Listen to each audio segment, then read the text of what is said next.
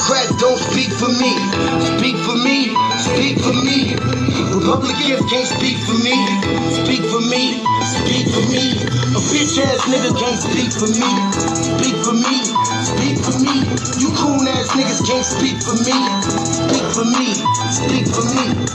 Listen here, this is a fact of life. I be rapping like Nat Turner came back to life. Grab Donald Trump by the pussy, he ain't acting right. I never run from a conflict, I be glad to fight. It's a very cold world that we living in. Somebody please tell Elizabeth you're not an Indian. You just trying to con them people to get the benefit. Just another immigrant, stealing from the Indians. That's some punk ass shit and that's too lame.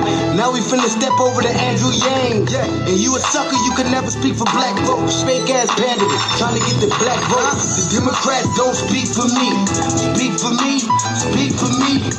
Republicans can't speak for me. Speak for me, speak for me. A bitch ass nigga can't speak for me. Speak for me, speak for me. You coon ass niggas can't speak for me. Speak for me, speak for me. You know your boy be high off sativa. Kamala wasn't popping, so we said bye, Felicia. She ain't had a right policy. We ain't trying to meet her. Y'all can take Biden too. Bye, we don't need her. We don't need Roland Martin or that coon Al Sharpton. Didn't need Cory Booker from the start, man. I don't fuck with police and no snitch. You know I'm coming with the heat when I spit it. The Democrats don't speak for me. Speak for me, speak for me. Republicans can't speak for me. Speak for me, speak for me. A bitch ass nigga can't speak for me. Speak for me, speak for me. You coon ass niggas can't speak for me. Speak for me, speak for me. If you ever go to court and this is your luck, try not to get fucked by Benjamin Crump. I know it's hard. You and go is hard. But who the fuck is Amy Cloak? Put her picture up on the bullseye and start throwing darts. People cut our organs out our bodies, that's a stolen heart. They can't save us from the flood like Noah's Ark. Black lives always matter, we finna go for ours. So then we savages, we don't need to pot the piss. Mike Bloomberg can suck dick with that stop and frisk, bitch. You ain't speaking for us, we don't know you. Bernie Sanders, they get your funky ass on too. The Democrats don't speak for me. Speak for me, speak for me. Republicans can't speak for me. Speak for me, speak for me. A bitch ass nigga can't speak for me. Speak for me, speak for me. You coon ass niggas can't speak for me. Speak for me, speak for me.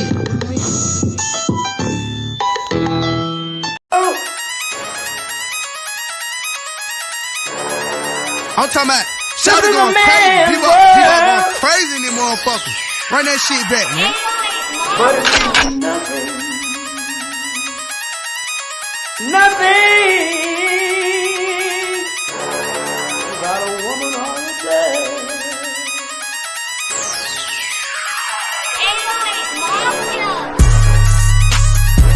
Man made the car.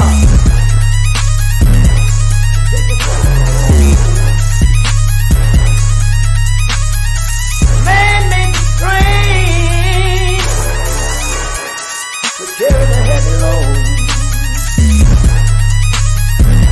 Man made the electrolyte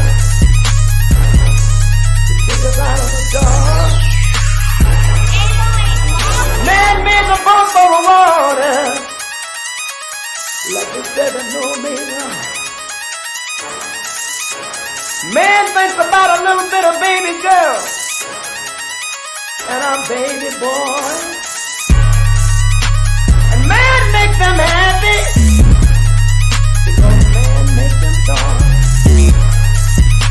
But after man make everything we can,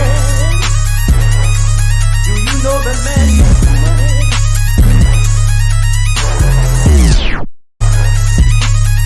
To buy from other men. This is a man's world. But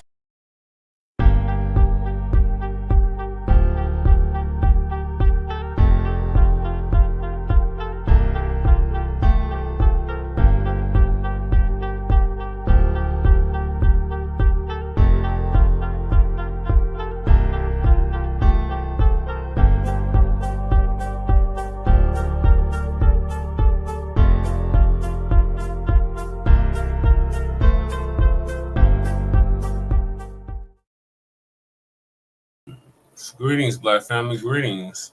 Thank y'all for tuning in to another episode of the Frontline Black News. I'm your host, Che and Krumah, and I'm joined by my other host, Lady Che. Say hi, Lady Che. Hi. And on this season 3, Try to sneak out, y'all. You wouldn't let me out the business. episode 48, part 2 of the Frontline Black News, we'll be discussing the topics that we weren't able to get to in part 1. Okay, tell about the RBA real quick. Also, we are back on our regularly scheduled channel after Puketube temporarily banned us from streaming on Frontline Black News and the Revolutionary Agenda YouTube channels.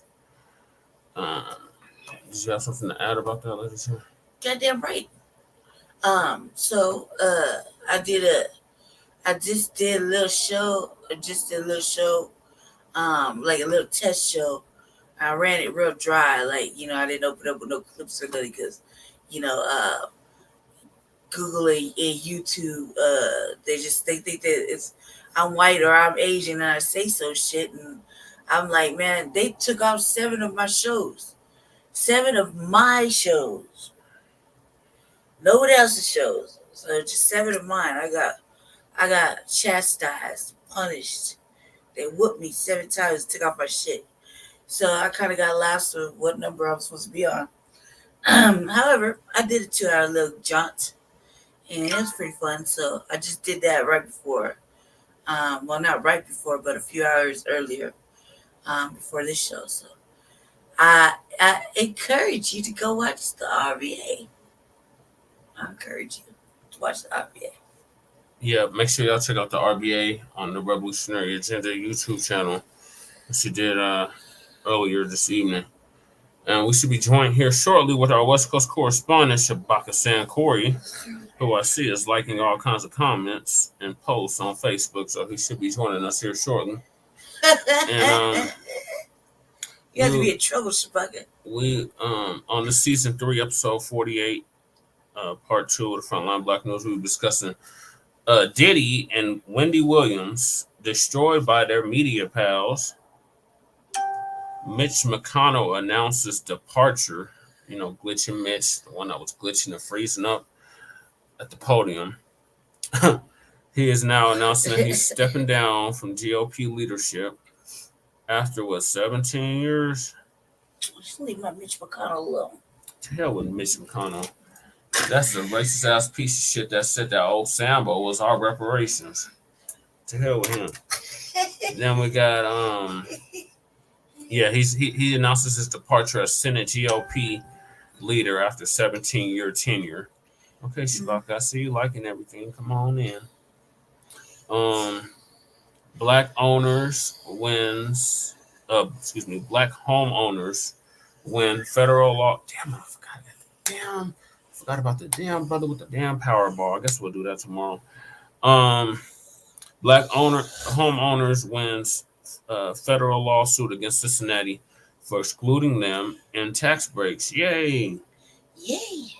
Then we got Master P and Snoop Dogg file a lawsuit after claiming Walmart and Post kept their cereal from shelves. I believe it. Then we got an update on Daryl George. That was the teenager that was being harassed and suspended for his locks. So we got an update on him and his situation down in Texas. Well, you're at Deacon, I believe. You're in Texas or in Georgia? I know you're in the South. Then we got one of the paramedics who was charged and convicted in the murder of Eligio McClain has been sentenced to 5 years in prison. The whole 5 years. Yay. Then we got, I forgot how to say his goddamn name. Goddamn Nature Boy. Yep, Nature Boy. What's his name? Eligio Bishop? Eligio name. He's definitely non-FBA. Definitely. Tether Boy. Nature Boy was finally sentenced to life without parole. If you ask me, it's been a long time coming for that. Then we got Trevian Kutti. That's the black woman that got indicted with the dump, as in human shit. And we want to make that perfectly clear. Legal challenges spark debate with views on Black women amid political aspirations. Just speak for me. Right. Okay, Shabaka, we see you liking everything. Come on in. No, just can't stop the show. Damn it, Shabaka, you have to be like how you treat Sarge. You have to treat you like that. Shabaka making his rounds on Facebook right now. It's just a spy. It's like I'm not spying. Like a son trying to check his father. It's not spying. It is spying. I'm literally looking at my notifications and said, Shabaka like this. Shabaka like that. Jesse, stop looking at your shit. That was Shabaka. I'd be like, look here, young pup. Let me get my foot in the door. God damn it. Working. He gonna come in the midst of damn Professor Blacc to him like, what I missed? What's going on here? No, he's not. Okay, so shout out to Professor Blacc Truth. He's gonna give us an update on Diddy. Fuck Diddy. And Wendy Williams being destroyed by their white media pals. Diddy be destroyed by his proclivity. Fellow soldiers, I'm the professor, and this is the moment of truth. Oh, when it rains, it pours. Sean Puff Daddy Combs, later known as Sean Puffy Combs, then eventually Sean P. Diddy Combs, then eventually just P. Diddy, then Diddy, then D. Before it's all over, he just won't be saying a name at all. What's your name? Nothing. If he thought that 2023 was rough, 2024 is turning out to be hell, and it's barely started.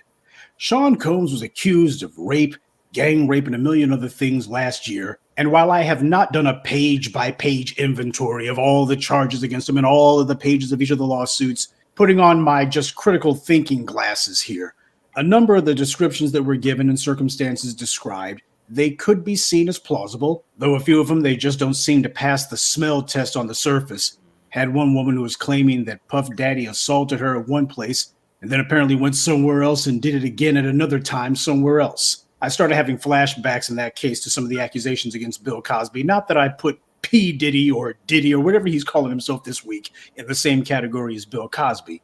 That's like mixing apples and lug nuts. But when somebody is making accusations, especially against high-profile individuals, and it's just their word, there's no real evidence other than take my word for it, it happened. It is not rude, nor is it unreasonable to say that even for someone of Puff Daddy's uncommitted nature, shall we say, when it comes to Black empowerment, there's nothing wrong with saying that if the guy did it, he should go to prison. But if he didn't do it, he shouldn't. Now, normally, as in the past, whenever I've commented on one of these kind of cases where a Black man's being accused of some act of sexual impropriety, I usually will say something like, I'm talking about R. Kelly, but this isn't about him. It's bigger than that. Or same thing with Bill Cosby. In the case of Puff Daddy, at least on the surface, no, this seems to basically be about him.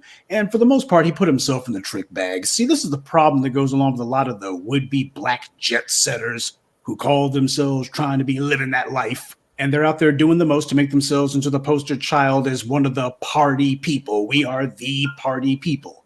Well, when you got the tons of ads and billboards and TV spots and such showing you with alcohol, surrounded by a bunch of pretty young things, even under the best of circumstances, even for someone who actually does deserve our sympathy and support, which I don't think I would ever put Diddy into that category. Hell no. It doesn't take much imagination to figure out that sooner or later somebody might decide to get cute and accuse you of something. And especially where Black men are concerned, you have to be triply vigilant.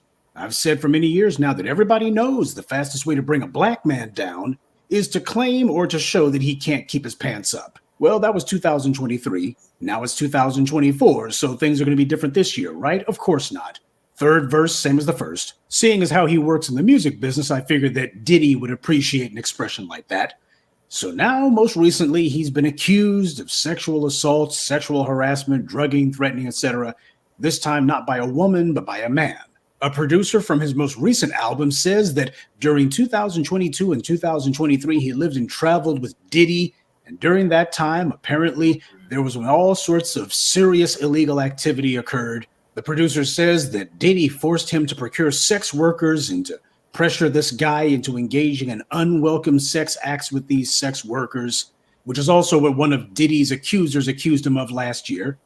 Now, this producer also said that during all of this stuff that was going on, not to mention accusations that there were underage girls and all the rest of it, but apparently the most important accusation that was made in this lawsuit was where this producer said that P. Diddy had groped his rear area, his rear orifice, and attempted to groom him into accepting a homosexual relationship by showing him explicit videos and claiming that it was a normal practice in the music industry. Now, I find that phrase, a normal practice in the music industry, that Diddy would say something like that. Not saying that this actually happened because we only have the guy's word for it. These are all allegations. But using wording like that, well, that does seem consistent with a number of different things that we've heard about a number of different people in the music industry. These are the kind of accusations that were also made against Lizzo, you'll recall. Some of Lizzo's dancers were claiming that she coerced or otherwise pressure or compelled them to engage in sex acts and such. So yeah, there does seem to be more than a little consistency with the idea that in the music business, they pride themselves on having a real wild time. Now, because the connections between the entertainment business and politics are absolutely incestuous, that's part of the reason why I felt the need to make this the subject of this morning's briefing, because several years back, P. Diddy had become the face of what I guess was the DNC's voter outreach program with the rather colorful name Vote or Die. P. Diddy was the face of that too. So everything from these alcoholic beverages to having people saying vote or die without even knowing A, what they're voting for, and B, what they're going to get. Because if you vote for the wrong reasons, death will probably be what you get out of it. Instead of vote or die, you might wind up voting and then dying.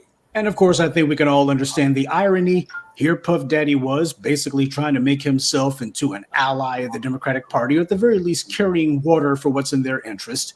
And the Democrats were the ones in New York and in California and elsewhere who wrote the very laws that are being used to attack him. He's having accusations thrown at him for things that people are alleging happened over 30 years ago, more than 3 decades ago. A hell of a lot of you who are listening to me right now, you weren't even born when these alleged incidents allegedly took place. But this is what's coming against him. So what it shows is never do a favor for a favor. And I'm not going to be continuing the gossip carousel about this. I'm sure that there are going to be folks who are going to be mentioning Meek Mills in the comment section. Well, if people want to do that kind of hip-hop beefing, we'll leave that for the breakfast schlubs. My point about this happens to be that if you got a lot of black folks out there who think to themselves that somehow they are isolated from what happens to the rest of black folks, that your money is going to somehow insulate you, it won't. When the accusations come, be they justified or not, you're still going to find yourself behind the 8 ball. So Diddy can be Mr. Life of the Party if he wants to. Just keep in mind, it's exactly that kind of over-the-top, oh, everything we do it big, we're partying nonstop over here.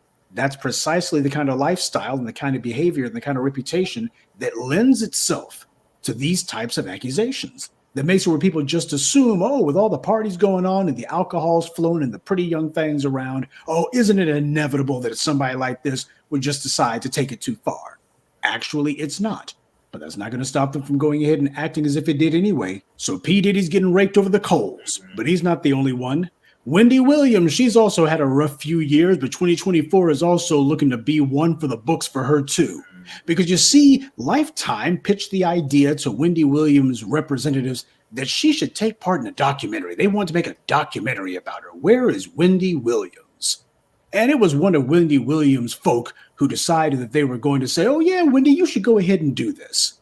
But now they're singing a different tune. They're saying that Lifetime has exploited Wendy Williams. Why? Because in this documentary, Wendy Williams is seen looking disoriented, and in one clip doesn't seem to recognize her own manager. In another scene, the same manager confronts her over empty liquor bottles found in her apartment. This is what Lifetime's doing to her. And it was her own publicist who set her up for this. Oh, her publicist who's trying to be screaming all kinds of innocence now. This is not the project that Wendy Williams signed up for. That's not the project that the producers from Lifetime brought to us. That's not what I told her this was going to be about. No, actually, this is exactly the project that they brought to them. Because this is what it's about. Wendy Williams, she's been a slow-moving car wreck for a number of years, and now it's just time for the crash. Everybody knew it was coming. Yep. The woman's claiming that she's got dementia these days or something like that. Well, the thing is, Wendy Williams has made a career out of trying to be as mean-spirited and cruel to people as possible. She's gone ahead and made sport of other people's suffering. She's gone ahead and made it a point that with other people, she would turn complete gossip fodder out of their suffering and pain. So now you got Lifetime giving her the treatment. And I can't feel sorry for her. By the way, isn't this the same Lifetime, the exact same Lifetime that was putting out series after series about surviving R. Kelly? Oh, yeah, they were such champions for women. Oh, I'm sorry, I mean black women, to hear Shea Butter Twitter tell it. Because we have a whole lot of feminists who lurk around places even like this. And whenever you turn one of their sacred cows to hamburger, their Twitter fingers immediately run wild. Well, now you got Lifetime, who all of these black feminists, they just loved Lifetime last year and for the last few years. Oh, they were just the biggest Lifetime devotees. They just loved Lifetime. They just telling the truth about these black men. You just don't like, they just telling the truth about these black men. Well, they're telling the truth about Wendy Williams. So they're going to go ahead and cheerlead that too, right? Because we're being intellectually honest here, right? Nah, as far as they're concerned, you see how they do, assistant? No, Wendy Williams put herself into the trick bag here. She's the one who decided to make her brand flash and trash, this kind of garbage. And now what's happened is that her situation has taken a turn for the worse.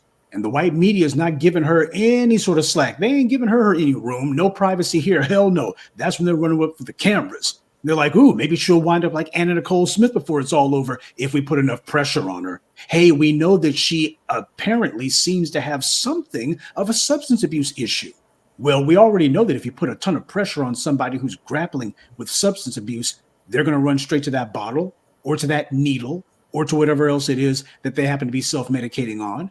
And that being the case, hey, how long before she turns up in a hotel room or at her home lifeless? How long before that happens? Yeah, they know exactly what buttons to push. That's what they're doing. At the very least, maybe they can make her lash out. Anything that'll be fodder for the next TMZ story. So yeah, they're going ahead and putting the screws to her.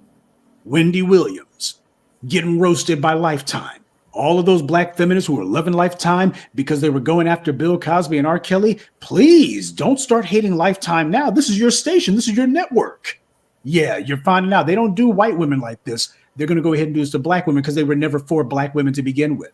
And by the way, while we're on the subject of Bill Cosby, it was no less than Wendy Williams who made it a point to go in on Cosby. I mean, she was making all kinds of accusations against this man, saying that, oh yeah, I heard about this man back in the 90s. She was butthurt because she decided that she was going to roast Bill Cosby. And according to her, I guess Bill Cosby's representative said, you know what, she needs to apologize for that. That's back when she was on the radio, a struggling little wannabe mouthpiece on the radio back then. And apparently she's still nursing a grudge because she claims that the management at the radio station made her apologize for stuff that she had said about Bill Cosby back in the day. Well, she decided that once she had her little TV show, it was going to be time for some payback, or at the very least, time to get some mileage out of Bill Cosby. Fuck the commercial, fuck the commercial, try to find non-black news, fuck the commercial. Anyway, so as you all know, Bill Cosby, who's 81, was sentenced to 3 to 10 years in state prison. He was sentenced yesterday, and this means that he has to do no less than 3 years. That's what they say, no less than 3. He's not eligible for parole or anything like that until after the 3. Well, he was also denied bail and taken into custody.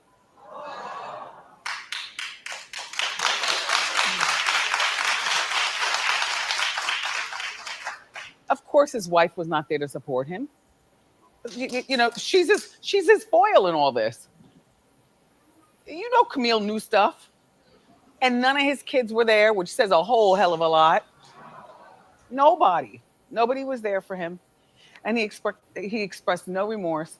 And the judge says, "I'm not permitted to treat him any differently based on who he is or who he was."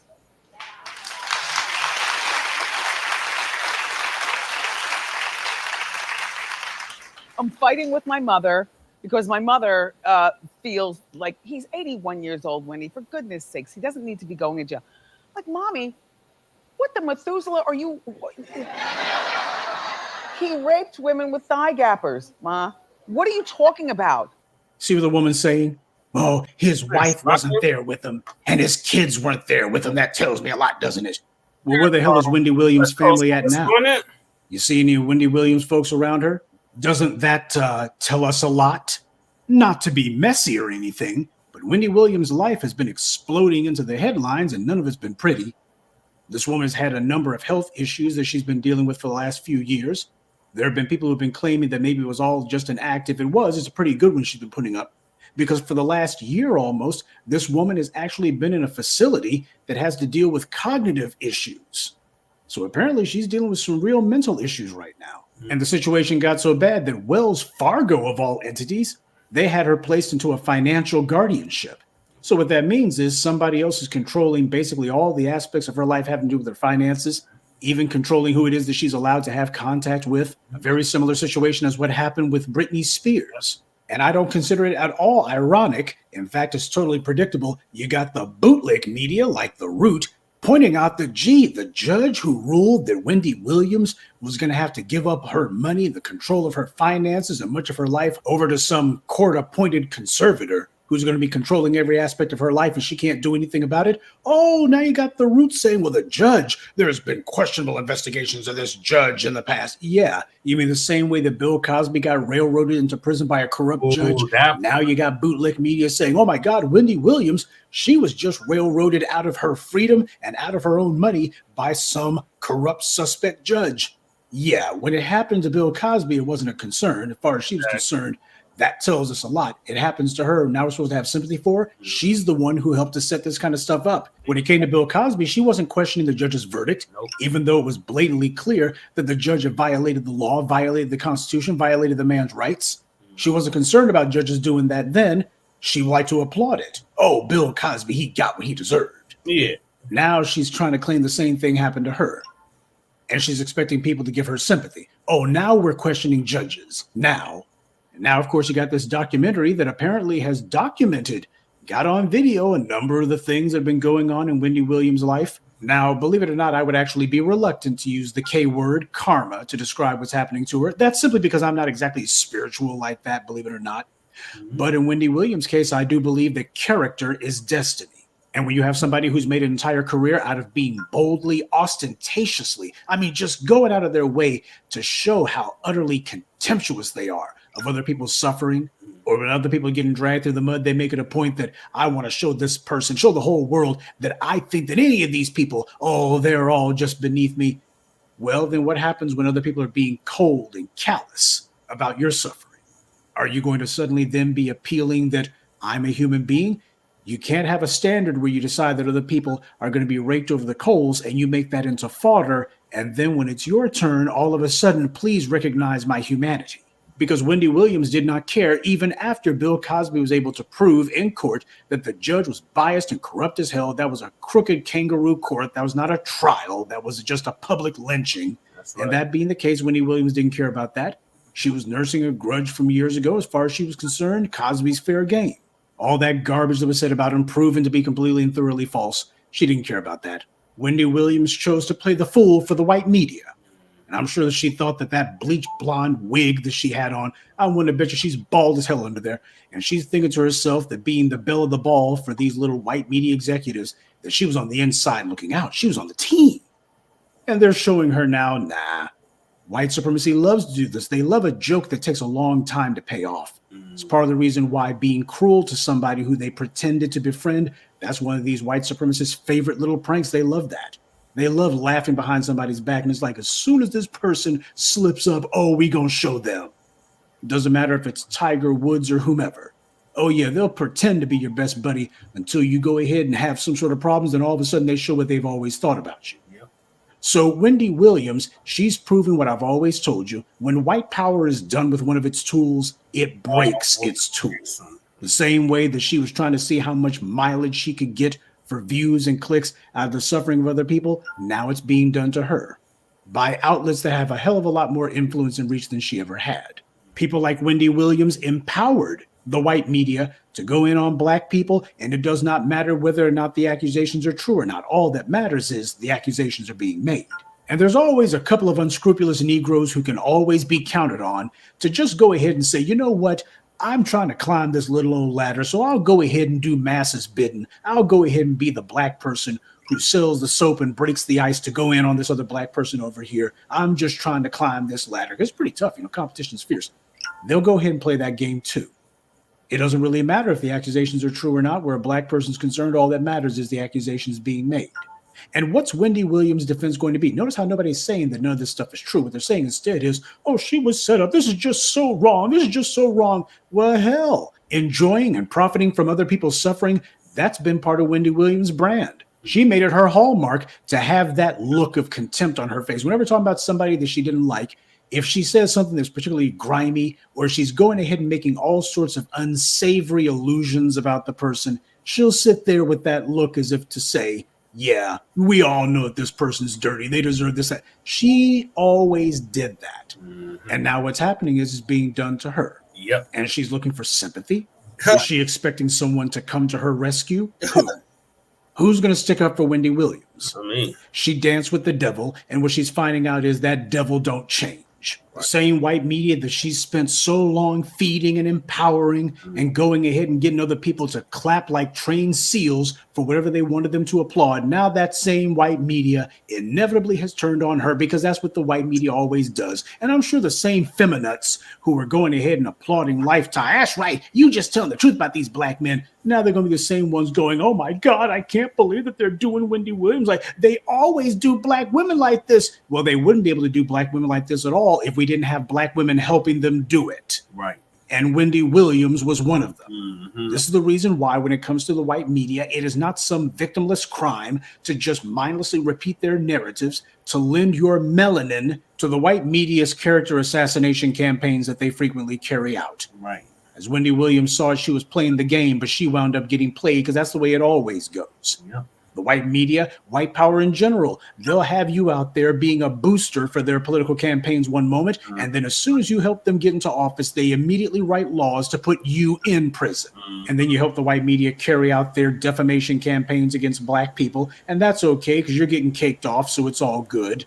And then those exact same white media networks and stations then decide it's time to make fodder out of you. Oh, and they drag your family into it.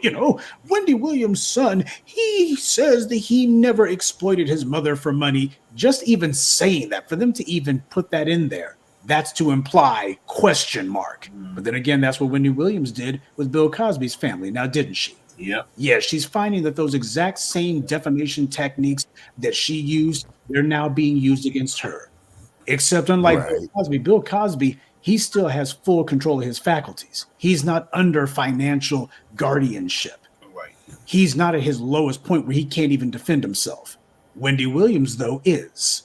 These days, she's saying that she's broke. That's very ironic. Bill Cosby's not. Right. Bill Cosby's not broke at all. Wendy Williams, she says she's broke. And that if it happened to her, it could happen to anyone. Well, here she is. She's showing empathy and sympathy for her own situation. After making a career of showing absolute contempt for anyone else's. Yep. And all the time that Bill Cosby was having his rights violated, the man had his reputation tarnished, the man had his freedom taken, and all that time he never shed a single tear. Meanwhile, Wendy Williams, she's got the waterworks on full. Oh, yeah. And I'm not saying that I take any pleasure in what's happening to her. My question is, why didn't she recognize the humanity of Bill Cosby and recognize what was happening to him? Right. Now she wants to jump on some sort of bandwagon. Bill Cosby never shed a single tear. But Wendy Williams, here she is broken by this. Totally and completely broken by this. See, you don't have any film or video or any documentary nonsense about Bill Cosby being shown inebriated or otherwise not in full control of his faculties. Beer bottles and liquor bottles all around. When Kamal Dumbbell made his documentary, which was not a documentary at all, it was just a high-profile, high-budget hit piece against Cosby that the white media paid for, he didn't actually have anything that he could actually attack Cosby with. So instead it was just put anybody in front of the camera who's willing to say something against the man.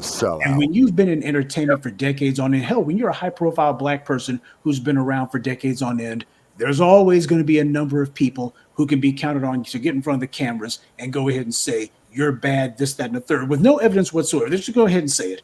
Everybody knows that that's the easiest trick in the world to pull. So the white media pulls it.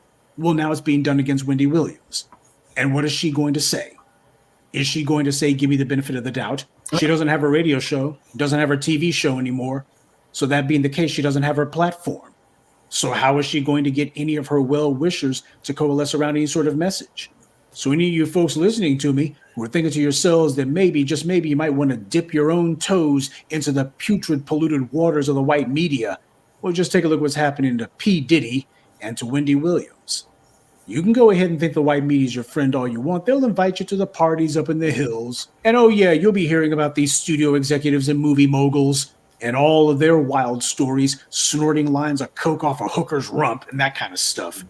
Yeah, they'll be doing that, but the problem is white supremacy is going to insulate them and protect them. When the accusations come, what you're going to be having is you're going to have the white media trying to impugn those accusations, and whoever they are, well, we're not going to be making that front page anything. That's what they'll be doing for them. Meanwhile, anything happens to you, they're going to be making it front page news. There could be documentaries about it. Oh, I thought that only black people cared about that. Nah, when the white media sees a chance to lambaste and to crucify a black person, all of a sudden, doesn't matter how obscure you thought you were, ain't no such thing as that. Nothing happens in a vacuum under white supremacy. You can either go ahead and figure that out now, or you can go ahead and do like P. Diddy and Wendy Williams. You can figure it out later on when you're at your weakest point. And after you've helped do everything you can to bolster the white media machine that's killing you, well, let's just say if you have a chance, you'll want to make a documentary called Surviving the Lifetime Channel. That is, if you survive. Good day, and be one. I'd like. All right, Shabaka, thank you for finally joining us. Yes, sir. Yes, sir. Okay, I got a very, very disturbing report out of California. I just researched while the professor was on right here.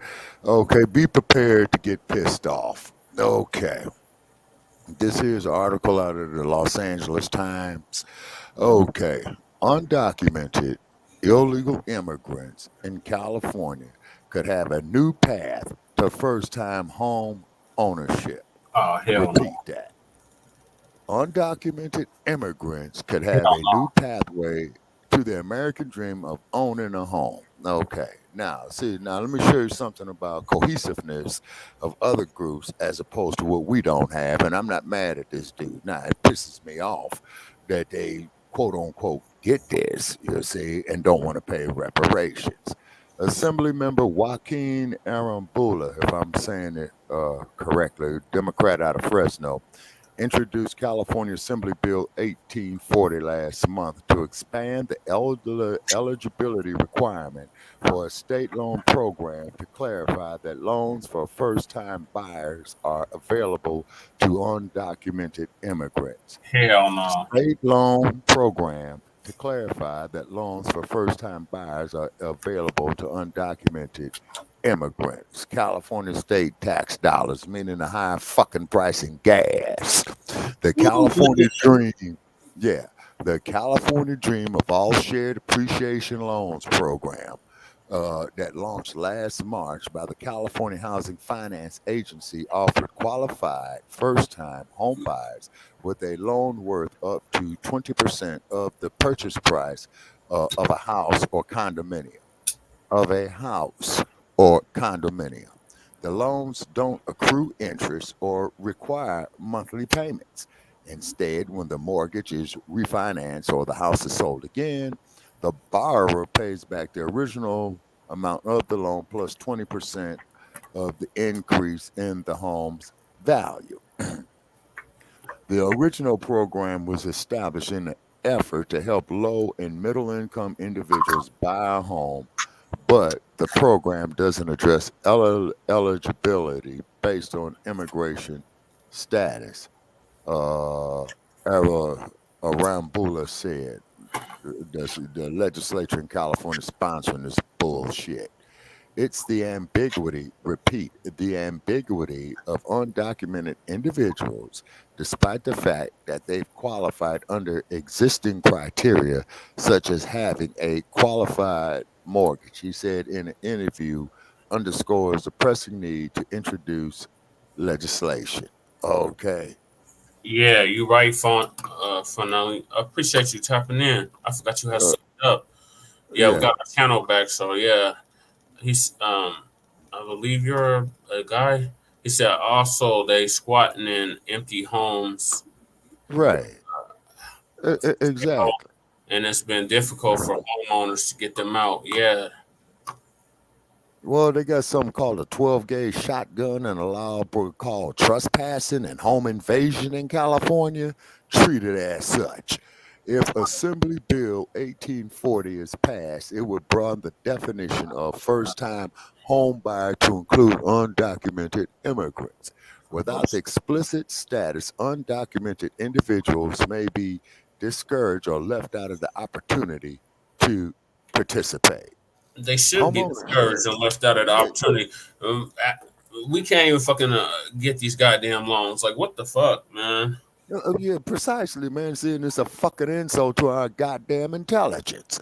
Homeownership has historically been the primary means of accumulating generational wealth in the United States. Homeownership has historically been the primary means of accumulating generational wealth in the United States. The social and economic benefits of homeownership should be available to everyone. Then motherfucker, then y'all need to give me one shit. I lived in that goddamn state, man, for over 50 years. Exactly. Fuck you, Gavin Newsom, and I approve of the fucking message. The California Dream for All Shared Appreciation Loans program hits its applications limited of about 2,300 applicants in 11 days last year, and the program was halted. So in 11 days, man, these motherfuckers hit the quote on it. This year, the program will replace its first come, first served basis with a lottery. Interested people can submit their application now, and with the lottery taking place in April. Another change to the program is its income eligibility threshold, which was 150% of the county's median area and has dropped to 120. That means applicants must earn less than the threshold annually to be eligible. In LA County, the income threshold is $155,000. It's fucking ridiculous. Man, not only is it ridiculous, man, you know what I'm saying? Why Skid Row looks the way it does, and with the population of Skid Row, the demographics of Skid Row. Oh, yes, sir. Why they look the way Yes, sir. look. Oh my God. Okay, now here's another. Shabaka, but we. Okay. I completely got Yes, thrown sir. what you were saying. What are your thoughts on what is on the screen with Diddy and Wendy Williams destroyed by their media pals? Okay. What it is that smear campaigns, you know what I'm saying? They did something that nobody liked either in front of them. Okay. Yeah. And Flournoy says those are your blue cities for you. Yeah. Yeah. You read about that, Flournoy. You know what I'm saying? So what it is, man, they trying to hijack her personal assets, declaring her incompetent. Then I believe it turns off into a conservatorship. So once again, there's somebody out there, you know, trying to take advantage of her misfortune, trying to capitalize. Like Professor was saying, this is karma, Shabaka. Yeah, I have no problem breaking Bill Cosby or whoever other black person that was accused of some shit through the cold. So now it's her turn. Now we supposed to have sympathy for her. Yeah, exactly, man. Fuck that. No. This shit is crazy, man. And Diddy, then also, he's been had it coming for a long time. Yeah. Pop tried to warn us about his ass back in the 90s. Yeah. I say, but P. Diddy, man, you know, he's a damn billionaire. You know what I'm saying? Now, also, too, yep. Now, something out of the city of Chicago. Now, I had the story right here. I had the story, too. We got a lot of topics, Shabaka. We got to stay on schedule because I got to go to, like right after the show. So okay. Very busy day tomorrow. Okay, and then do you have the story out of Chicago, man, in regard to the homeowner city tax, real estate property tax, or something of that effect? I have a story out of Cincinnati. Which is home ownership. Okay, let's hear it. In the meanwhile, I try to pull this up if I can refind it, man, in regard to the city of Chicago about this mansion tax. Okay, so you're in Southside Chicago, got you. Yeah, that's right. Cause you follow me from Afro Elise channel. Okay, appreciate you. So the next topic is Glitch and Mitch. Okay. So Glitch and Mitch is finally stepping down from GOP leadership. Okay, good. Long overdue. Right, and they need to be putting him in a pair of handcuffs, man, and taking that motherfucker right straight to fucking jail. Right. This motherfucker said that old Sambo was our reparations. Recordings just got better. Hey, it's Dana from StreamYard. I'm so excited to announce. No, Lisa Cabrera. Okay. So it says, boy, bye. Mitch McConnell announces departure as Senate GOP leader after 17-year tenure.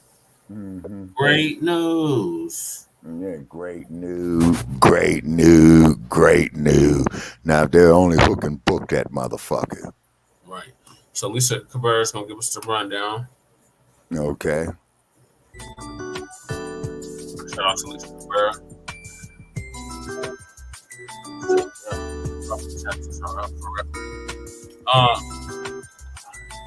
Did they take the dump as a human shit off the ballot in Illinois? No, I don't think so. Okay, well, so that there could be a old topic. Mitch here, Mitch Freeze, look like he's stepping down, y'all. You know, there was a lot of infighting going on about this, so I guess he is finally going to step down as GOP leader.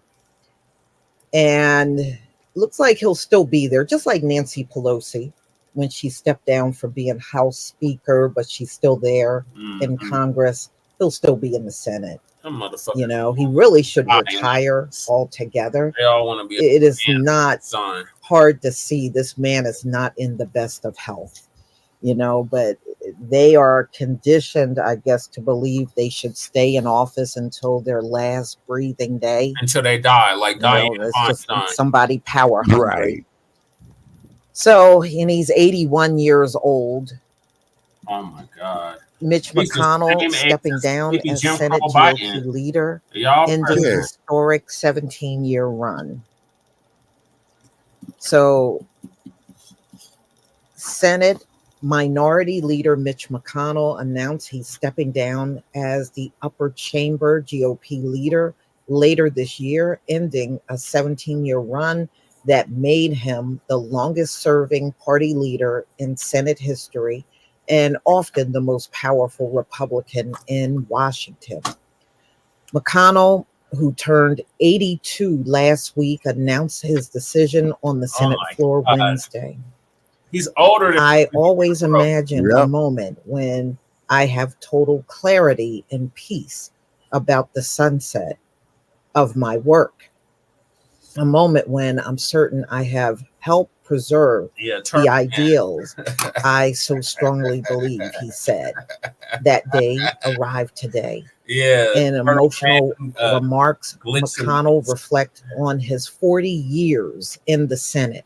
Wow, that's a long time. 40 years in the saying that when he was first elected to the chamber in 1984, he never could imagine becoming the longest serving senator to represent Kentucky in the state's history.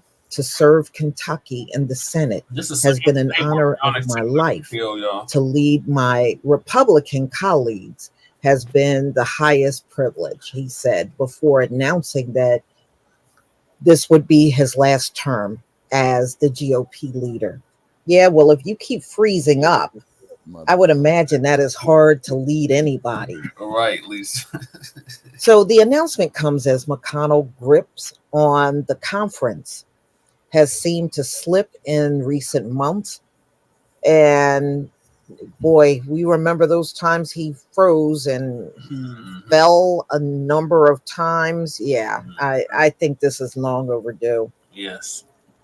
When the bulk of McConnell's conference quickly rejected a bipartisan Senate negotiated border security agreement At Trump's urging in recent weeks, McConnell relented, noting that the political dynamics at work had changed. And although McConnell succeeded in getting many Republican senators to support a foreign aid bill that includes funding for Ukraine days later, a chapter prompted some of the most vocal opposition yet to McConnell's continued leadership. He just don't have the fight in him that he used to have. I know where he's going with this. 94. McConnell is the least popular Republican in America of either party. He is a symbol of everything that's wrong with Washington. This is what Senator Josh Hawley of Missouri said. He's a Republican, told reporters Wednesday ahead of McConnell's announcement.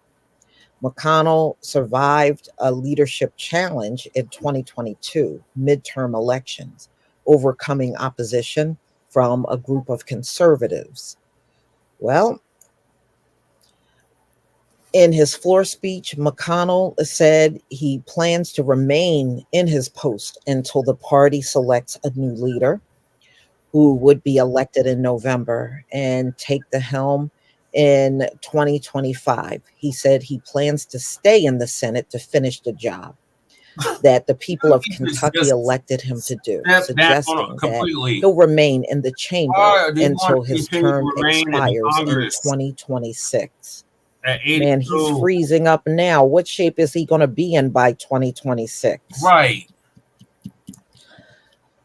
Father Time remains undefeated. I'm no longer the young man sitting in the back, hoping colleagues would remember my name, McConnell said. It's time for the next generation of leadership. Pretty much of what James Clyburn said not long ago when he stepped down from his leadership post. The leader, he said, has full confidence in his conference to choose his replacement, though he did not endorse a successor. I still have enough gas in my tank to thoroughly disappoint my critics, and I intend to do so with all the enthusiasm which they have come accustomed, he said. So, look like the reign of Mitch McConnell is coming to an end. Good. Great news. So I'll be surprised if he runs for re-election in 2026. I think it may be the very end for him, if not sooner. So y'all, tell me what you think about this new announcement from Mitch McConnell. Not that it is going to change anything for us. You could have at least said at the end of your speech, Mitch, cut the check. That's what you should have said at the end. An opportunity missed. Please leave your comment and subscribe. Don't forget to hit on the notification bell. And I'll see you on the next video. Peace, family. Nothing personal. They won't let me post the comments about it. Oh yeah, cold pizza. Spam or some shit. YouTube is just right. Yeah, that's Silicon Valley and it's bullshit once again. Okay, now M. Flournoy is right. How these old motherfuckers get rich working a government job? Fuck Mitch the bitch. Right, yeah, I said it and prove it a goddamn message. Okay, now, this bastard is wheeling and dealing. Okay. Behind closed doors and all this shit, and they come up here with this hypocrisy about the democratic process and what have you. Why don't you tricks just tell the goddamn truth? Okay, you motherfuckers are for sale. Yep. Straight out. Highest bidder. Yes, sir. You go get all these goddamn campaign donations, you know what I'm saying? You write them off, and then you go up there and you serve your masters, you know what I'm saying? Like and particularly you black bootlicks out there to quote Professor Black Truth. You see what I mean? Sir. And then on top of it too, the city of Chicago, Crook County, Chicago mansion tax to fund homeless services stuck in legal limbo while on the ballot. Okay. Chicago mansion tax is stuck on the ballot. Okay, I'm pulling up the story here, and I'm not saying the name of the publication. Okay, all righty. Okay, an unusual legal challenge may upend the future of a Chicago ballot measure that will hike a real estate tax on high-end property sales to fund services for the homeless, meaning mansions. Okay, such citywide ballot measures are rare in the nation's third largest city, but other cities, including Los Angeles, have approved similar so-called mansion taxes. Now, they used to refer to Chicago as the second city, you know what I'm saying? The second largest population behind New York. Now, Los Angeles is the second city. I wonder why. Okay, a Crook County judge last month rejected the measure, but backers of the effort called Bring Chicago Home hope it will be overturned. Okay, early voting for the March 19th primary in Chicago has already started, so the measure remains on the ballot as it is being settled in the courts. Okay, here's a closer look at the ballot measure and the issues surrounding it. It is a referendum, okay, taking it away from the politicians, placing it on the ballot for the people to decide if they get enough signatures. The referendum asked Chicago voters to support an increase on a transfer tax for properties over $1 million. It's a one-time buyer's fee. Chicago rate is currently 0.75% on all property sales. The proposal overhauls the tax structure, 2% for properties over 1 million, 3% on properties over 1.5 million, and down to 0.06 on properties under 1 million. Most Chicago property sales are under 1 million, so the majority of home buyers will pay less. Analysis by the proponents shows roughly 95% of home buyers would see a decrease. The Chicago area's median sales price is roughly $350,000, which is pretty cheap, actually. According to the National Association of Realtors, who gave us that data, a buyer currently pays $2,625 to the city. That would drop to $2,100 under the new structure. Okay. And also, it's a marginal tax, meaning the increased rate applies to only the portion above 1 million. For example, on a 1.2 million property, 1 million would be taxed at 0.06, with the remaining 2%. Currently, the buyer pays $9,000, which would jump to $10,000. Okay, the revenue is supposed to be going to backers of the Chicago home estimate. The change will generate $100 million annually. It will be set aside solely for homeless services, including mental health care and job training. Chicago spends about $50 million on city funds for such services.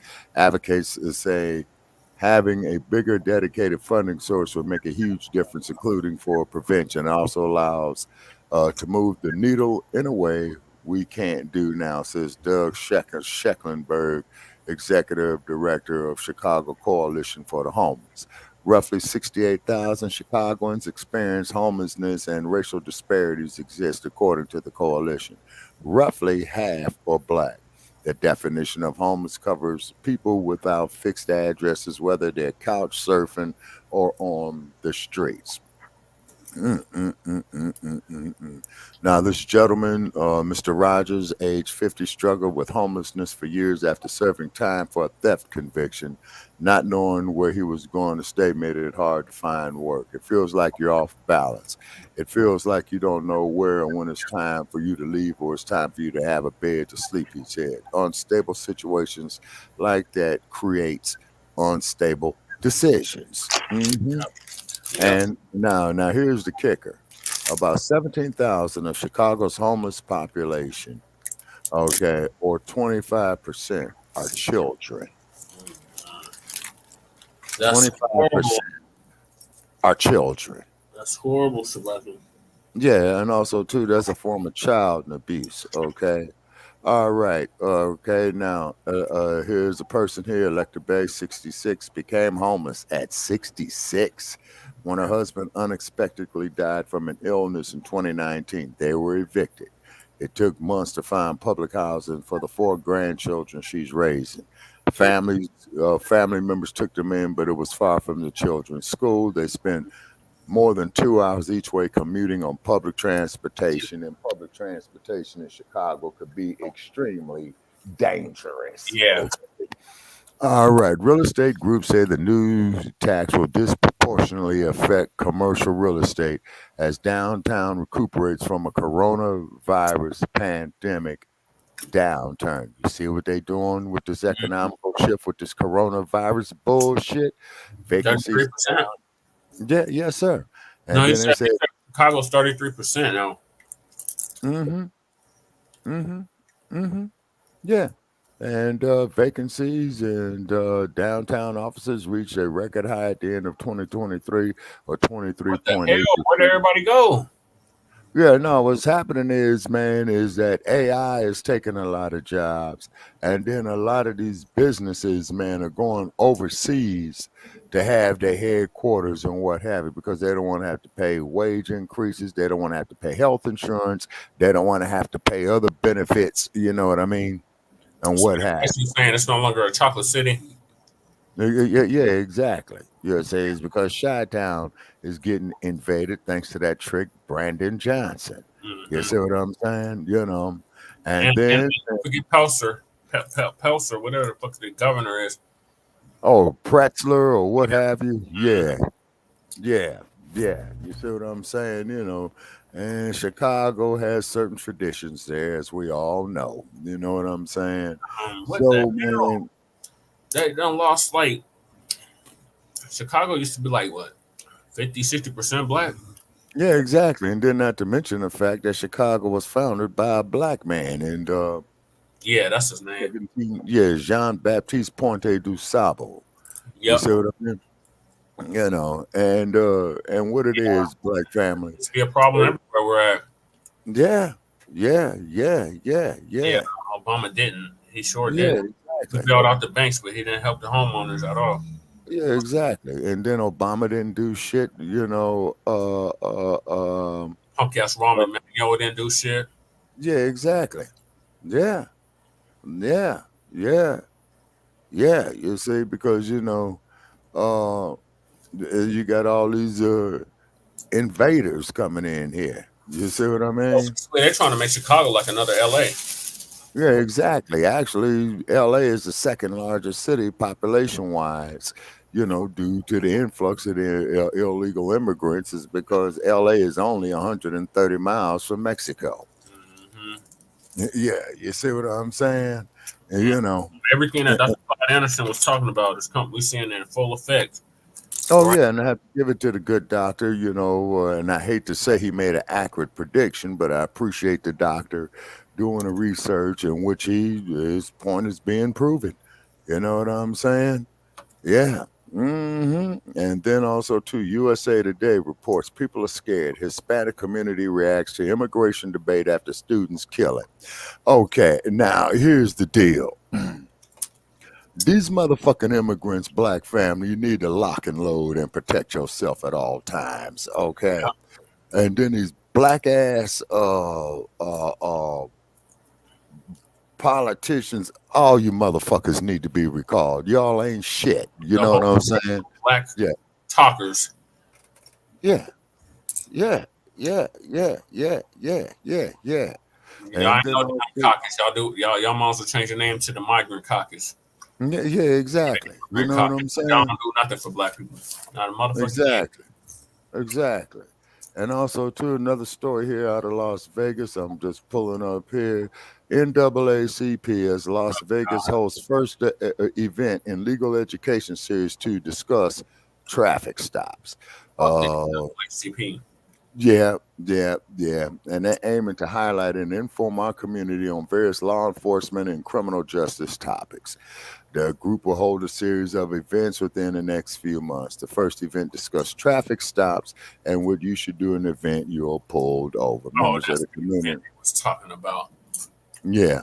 The NAACP out here is always talking about, we're going to Vegas. We have a conference coming up. Blah blah blah. That must be what it's talking about. Yeah. And members of the community were able to ask attorneys and law enforcement questions about their rights when it comes to being stopped by the police.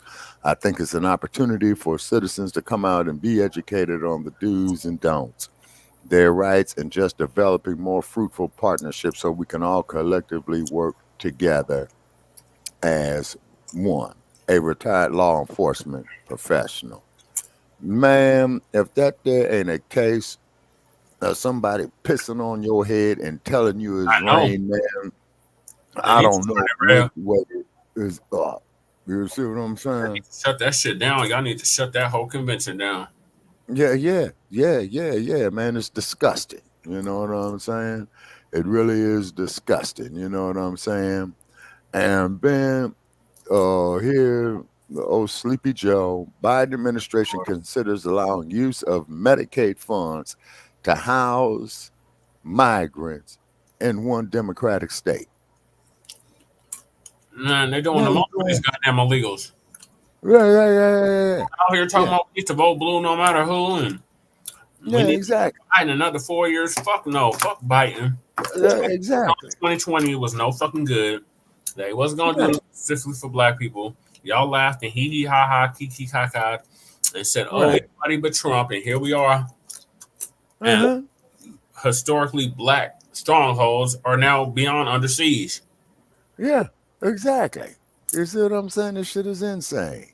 You see what I'm saying? And then on top of it is to act wrong within itself. And this is why I go up here and tell individuals online that we are not Americans here in the United States. What we are still property, except, governmental held property. You see what I'm saying? And we supposed to sit up here and be worried about all these other motherfuckers. We're supposed to be sitting up here singing like Tim Scott. I'm proud to be an American. For these times, I'm free. Oh, you got to check that reel out, Shabaka. I just did a reel on that. It's fucking hilarious. But all right, hit my wall with it.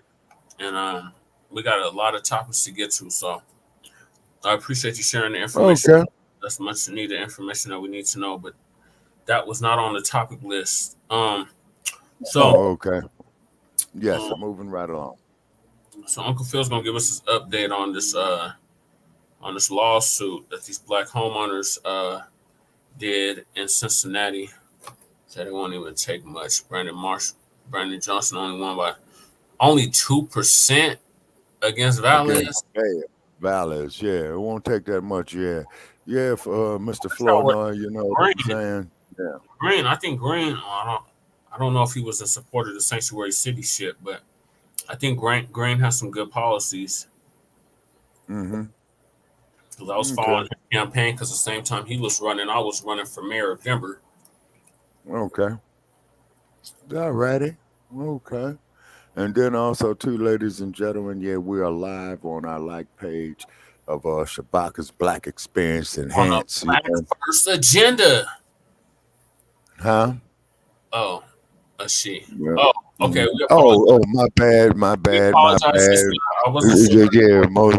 Most humble apologies, Miss Flournoy. Most humble apologies, man. Please, let us know in the chat room if you accept my apology. Most humble apologies. Okay. So Shabaka, Uncle Phil's gonna give us his update on these black homeowners winning a federal lawsuit against Cincinnati for excluding them in tax breaks. Okay.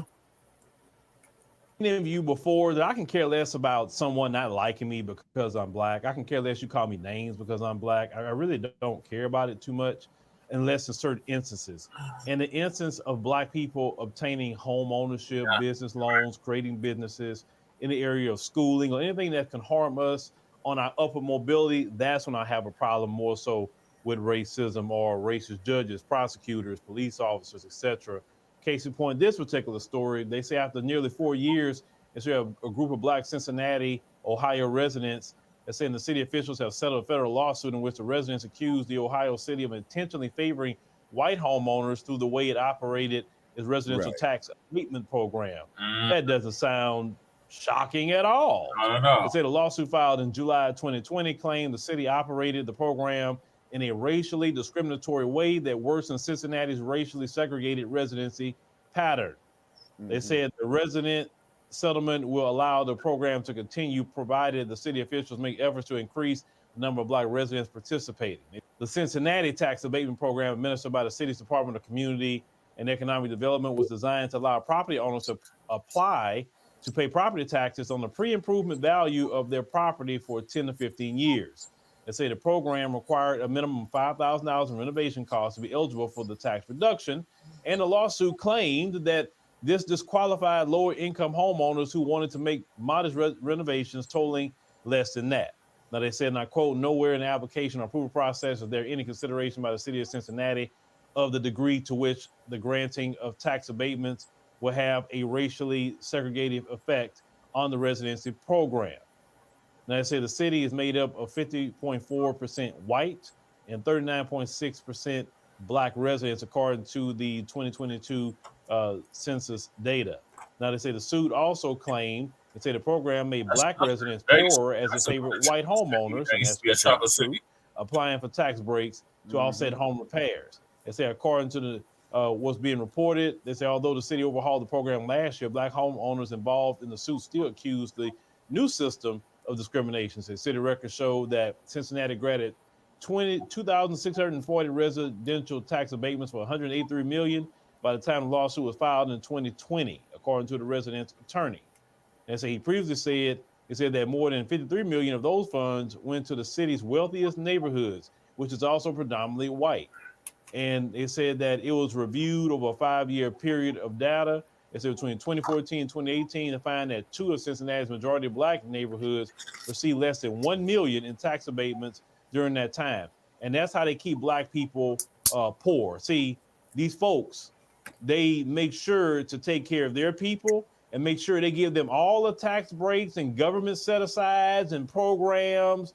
They give them all that. And then when you want it, they want to call you welfare queen. They want to call you lazy. They want to call you all that sort of thing. When you're trying to get in these programs, you literally got to go file lawsuits, federal lawsuits, because of discrimination. That's why I tell Black people, our fight against racism, white supremacy, discrimination is more economic than what it was in the 1960s. You understand? We got to fight that fight. Yeah. Because they get away with stealing so much resources from us, on top of the things like the migrant crisis taking resources away from Black people. Now, they say the recent settlement signed on February the 8th means the city will have to expand its outreach about the tax abatement program to areas of Cincinnati that are home to larger numbers of poor residents and Black residents. They monitor the program for racial inequities and make the application process, and its website more accessible. And so as part of the settlement, the city will also have to pay $110,000 to the homeowners who sued the city. Yes, these people will literally have to get sued to not enact racism, white supremacy. But y'all have to understand, if you've been following me long enough, I told you racism, white supremacy is their culture. Yep. And they are on autopilot with it. They may not call you the N-word or any kind of other, slur, but they're on autopilot in sabotaging your upward mobility.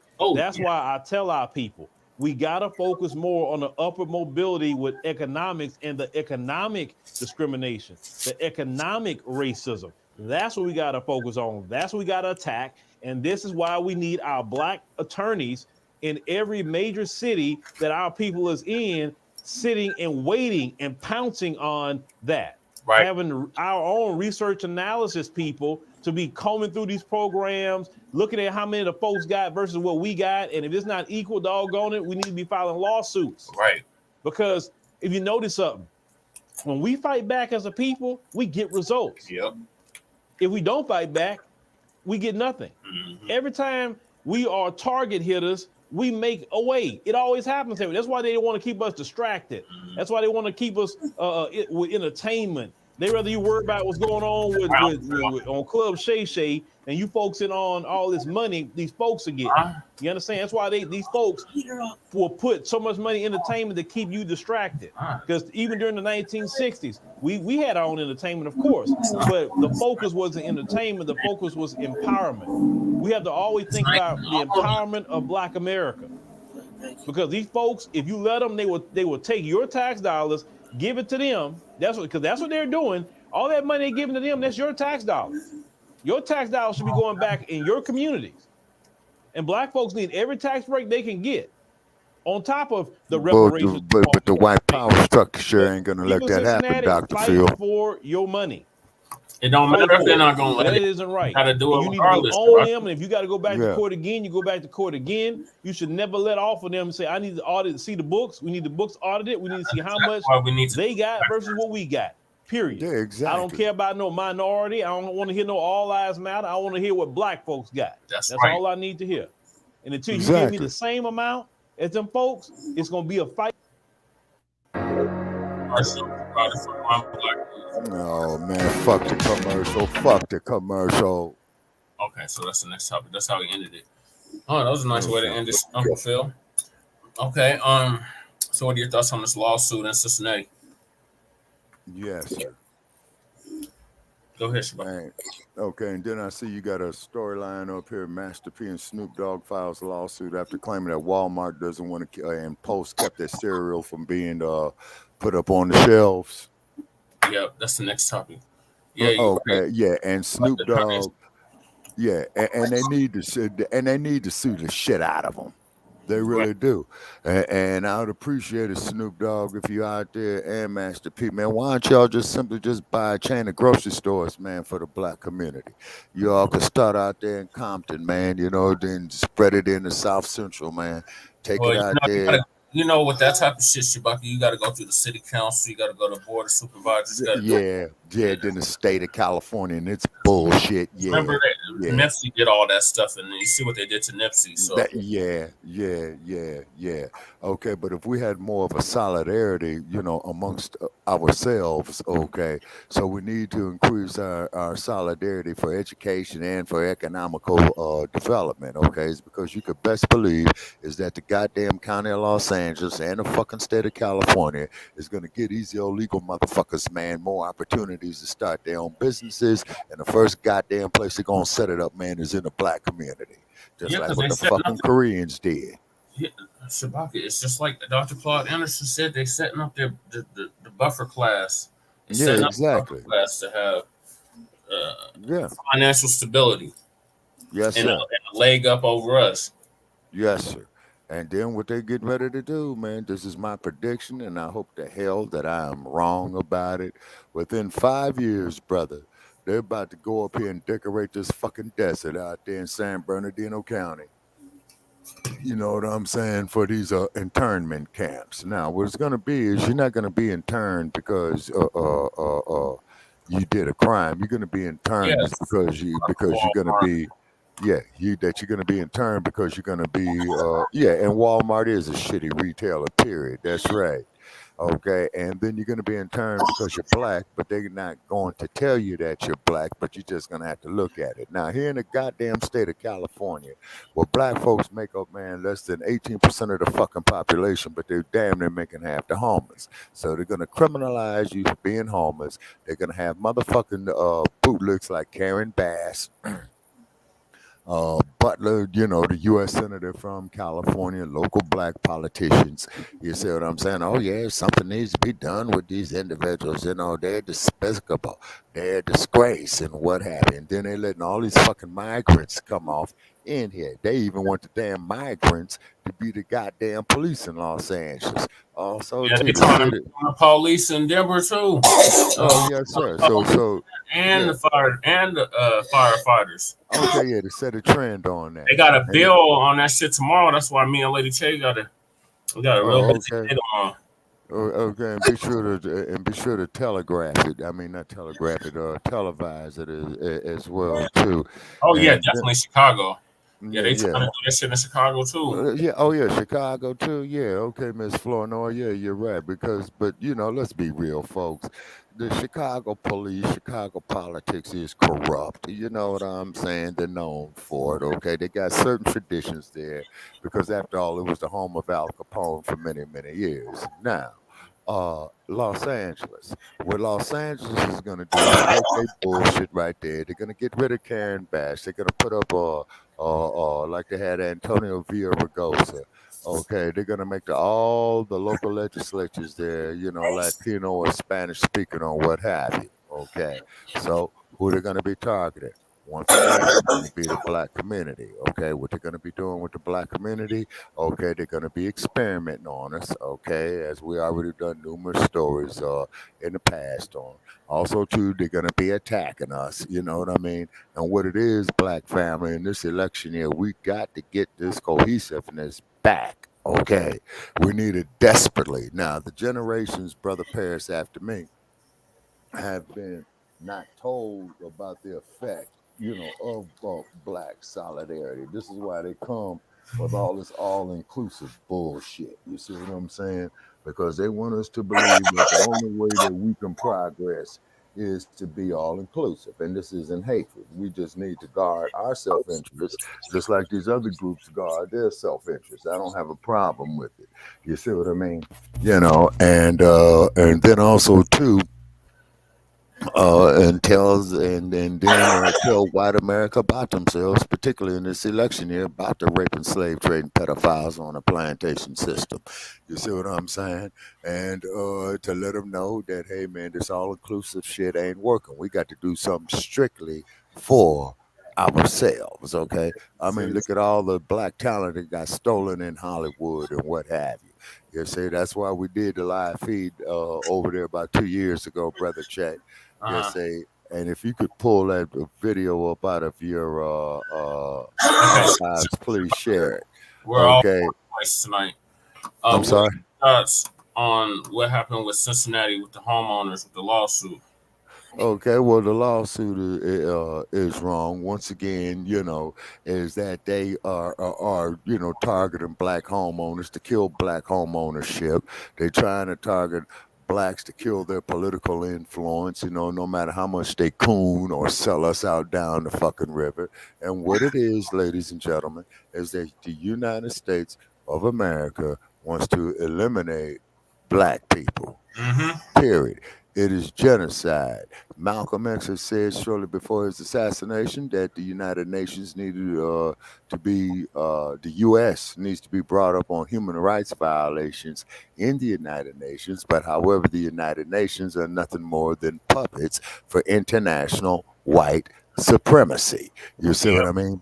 And this is why we have to emphasize homeschooling for our Black youth, is because these goddamn public indoctrination centers are doing nothing but grooming our young men, especially, to go to prison.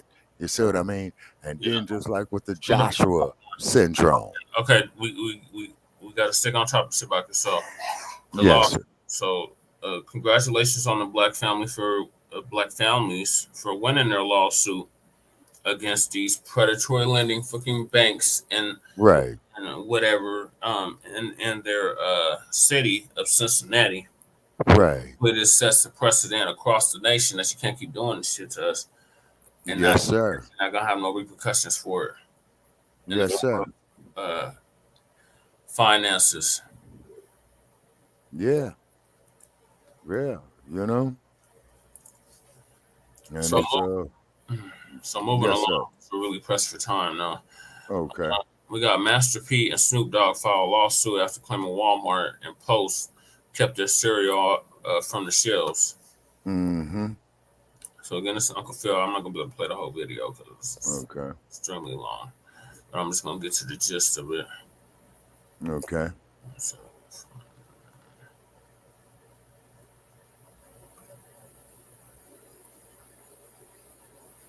potential in just about all of them, because I can actually, anybody that comes in new, I've been there, right? I've been there trying to maybe find my voice, keeping their cereal off the shelves.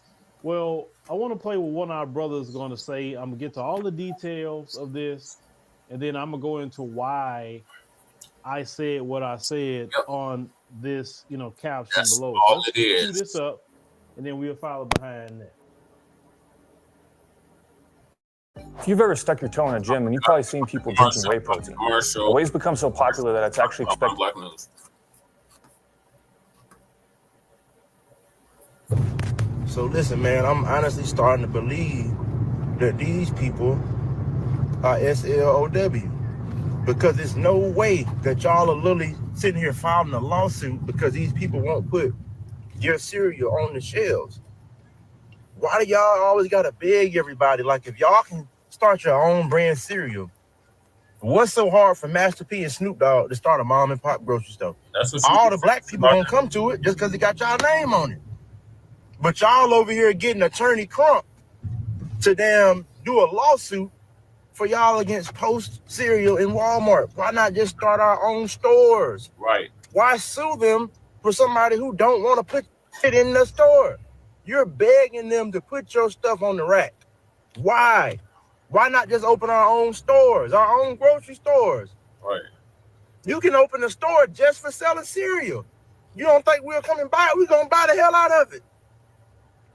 Y'all got to start using y'all common sense, man. I'm starting to think some of these celebrities are SLOW because it only makes sense that they have to be SLOW because there's no way they can't put 1 + 1 together and know that it's 2. Right. They keep coming up with 3. So why don't y'all just pool y'all money together? You just bought Death Row, spent all those millions, Snoop. It don't cost nowhere near that. A couple $100,000 to open up a store. You can build it from the ground up. You can go buy some land and literally build you a store from the ground up. Yeah. It's a building company that do it for $100,000. The Mexicans to do it. So what's the problem? Why are y'all sitting here begging these people, man, to put our product? That's all we do is black people that beg, do this. We're not treating us fairly. They won't hire us. Start our own companies. Let's hire our own people. It's simple business. Everyone else do it. Yeah. The Arab people do it. The Chinese people do it. All the Asian people do it. The Indian people do it. And they hire their entire family, all their people. But we're so selfish and want everything to ourselves. That's why we cross the street and go over there to that white boy to see if we can get paid. Because we don't feel like we can generate our own income. We're always going to them to get paid. We're the only ones in America doing it. The Indians ain't doing it. The Arabs ain't doing it. The Asians ain't doing it. Not even the Africans are doing it. But we are the only ones that are still going around begging. That's crazy.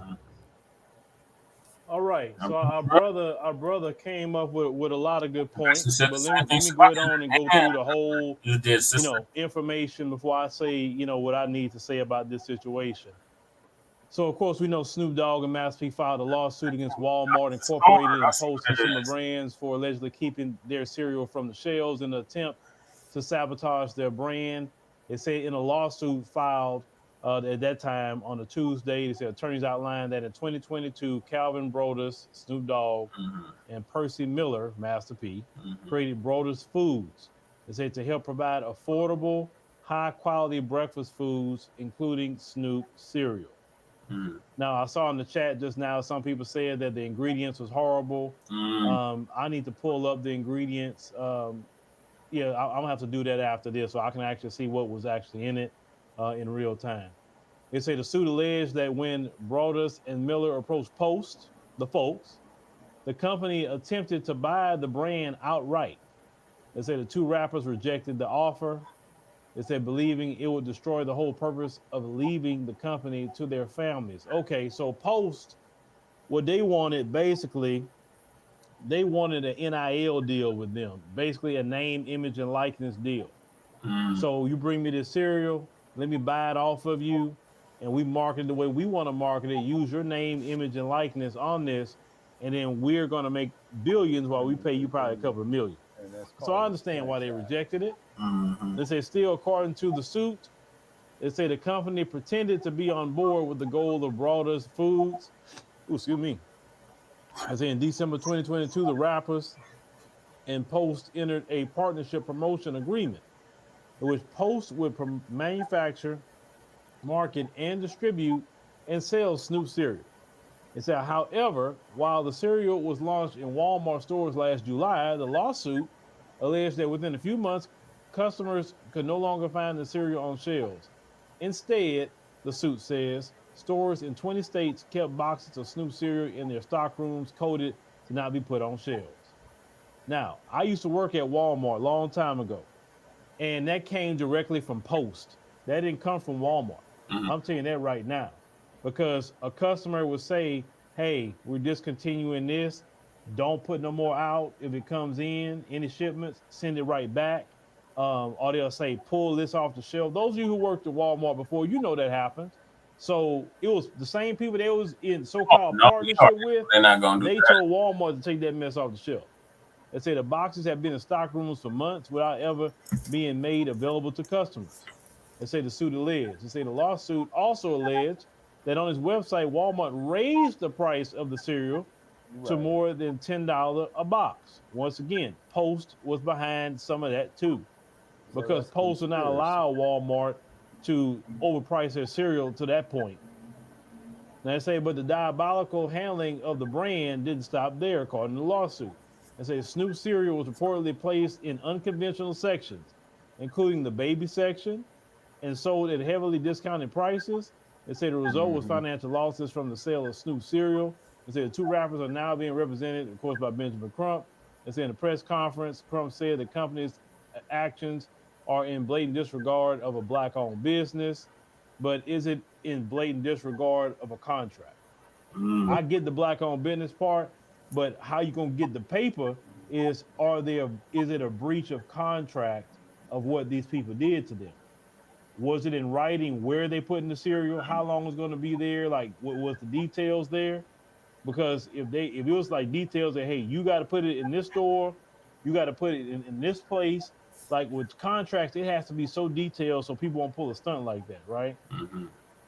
Now say Brodus Foods, is according to the lawsuit, hopes to inspire economic empowerment among minorities, that's an interesting word, while also supporting charities addressing hunger and homelessness. And I quote, this case shines a light on the steep challenges faced by minority-owned businesses in securing fair opportunities in the marketplace, according to Benjamin Crump.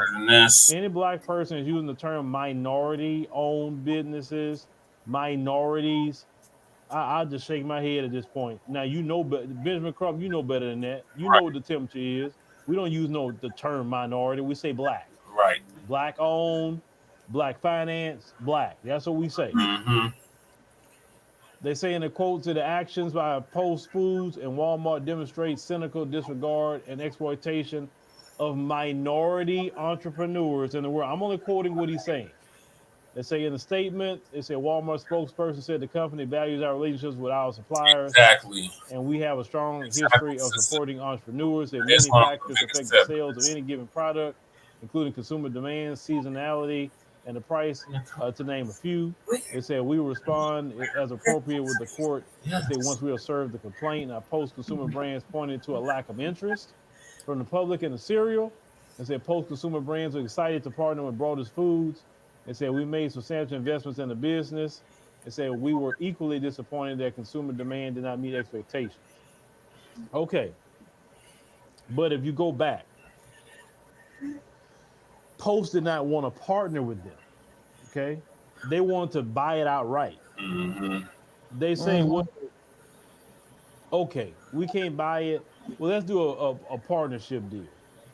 Now, if they want to buy it from you and you want to do a partnership deal because you say, no, I want to keep this company.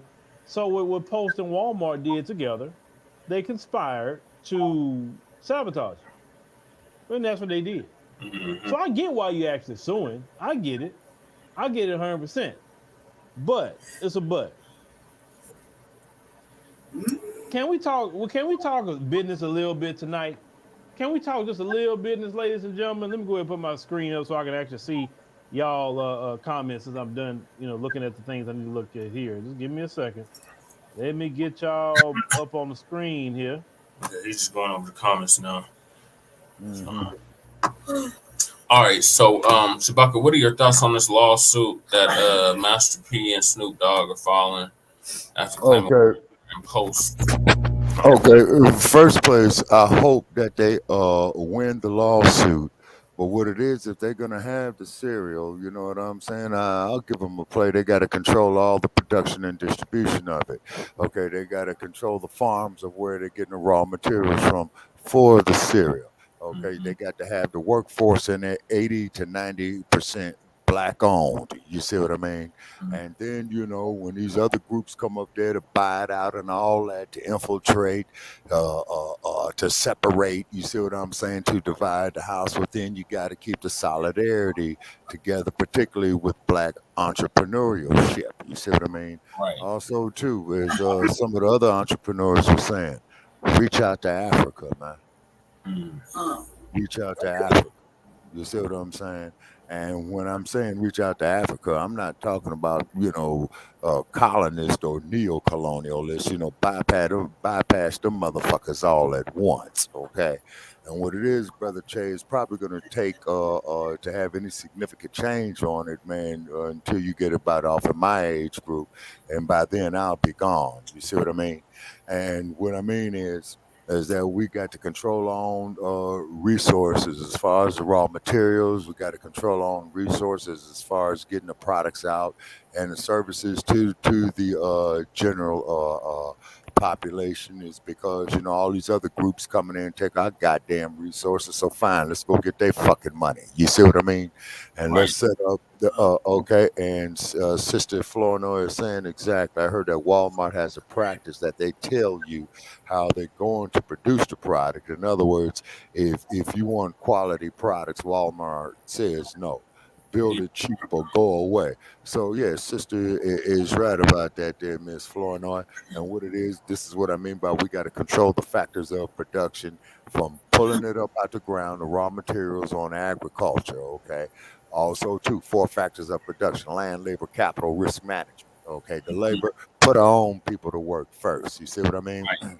But like the brother was saying, why aren't they just create their own mom and pop stores? Yeah, exactly. Yeah, okay. It's because funny he should say that. It's because these major corporations that you got right now started off as mom and pop stores. Right. You see what I'm saying? Like that, yeah. Yeah, exactly. I have something to say, Shabaka. She just woke up. Go ahead, Lady Che. What are your thoughts? All right, just check this out. First off, everyone should know how hard it is for Black folk to get anything selling off in Walmart. If you're a black producer, you should just know how hard it is. They only want like Asian, white, Hispanic products, gay products. But it is very rare that they really let off. Black people have shit, and if it's in there, it don't matter if you're a celebrity or not. And if you are a celebrity, they expect a lot more out of it. Like they want to take more percentage off of it. Yeah, they want a kickback. Jesse. Well, what I'm saying is that I'm saying this is like they could have done a whole bunch of different things, but the world is opening up now. Like maybe they could take it to Amazon. Yeah, Amazon got a little grocery shit. Fuck Amazon. Hold on, Shabaka. Let me get my thought out, cuz. Hold on a sec. Please, Shabaka. Let me get my thought out. What I'm saying is that with Amazon, they got the grocery or whatever, but they let you make your own little books. They let you put your own production out there. They let you produce your own shit, and you can really move your shit on there. So I'm saying it's an option. There's all kinds of other options. Walmart isn't just necessarily just has to be the end all, the be all. Yeah, they should sue the fuck out of them. They should, because that's discrimination and a whole bunch of other shit with it. The thing is that when that cereal came out, you only really saw Master P rolling around, trying to move it around from store to store. Yeah. You don't really ever see Snoop with it or talking about it or trying to shuffle it from here to there. You dig?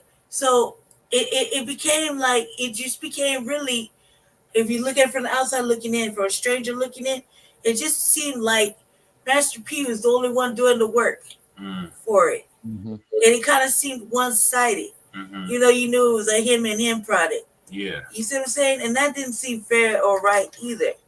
It's not like one is busier than the other. You know what I mean? They both got lives.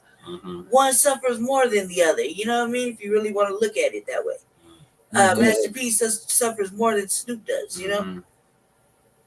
I think that they have something. They should sue, and they should make an example out of it.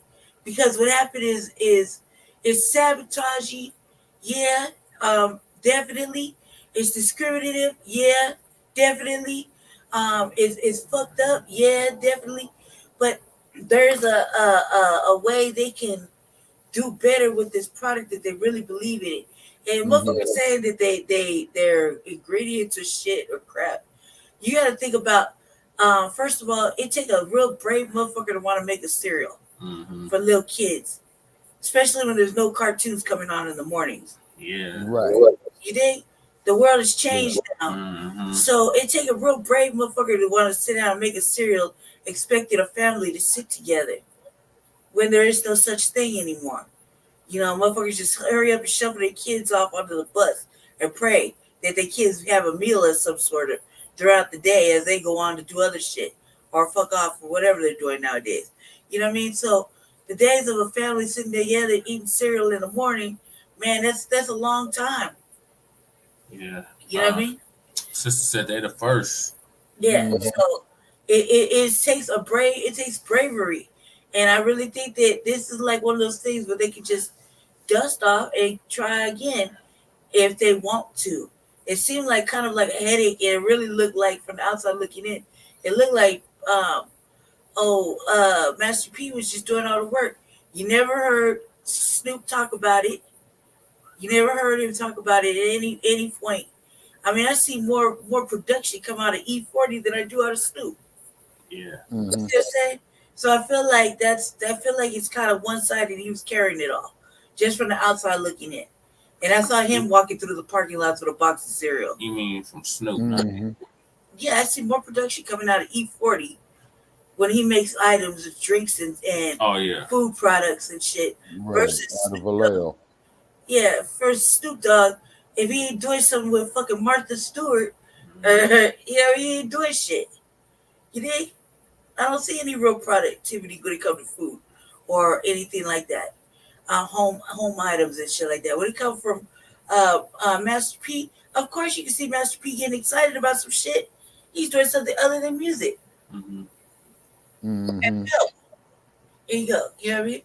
And or doing psychology tours and shit like that. So it takes a real brave individual to want to sit down and build a cereal first before you market it for a fucking nuclear family that don't exist no more. That's all I got to say. Okay, Lady Shay. Okay, your reasoning is sound on that there, ma'am. And most definitely, but still though, it's a basic economical principle. Okay, where you got to control the 4 factors of production. Okay, risk management, capital generation. Okay. Product with the CBD. Yeah. But he couldn't get it off the ground either. Yeah.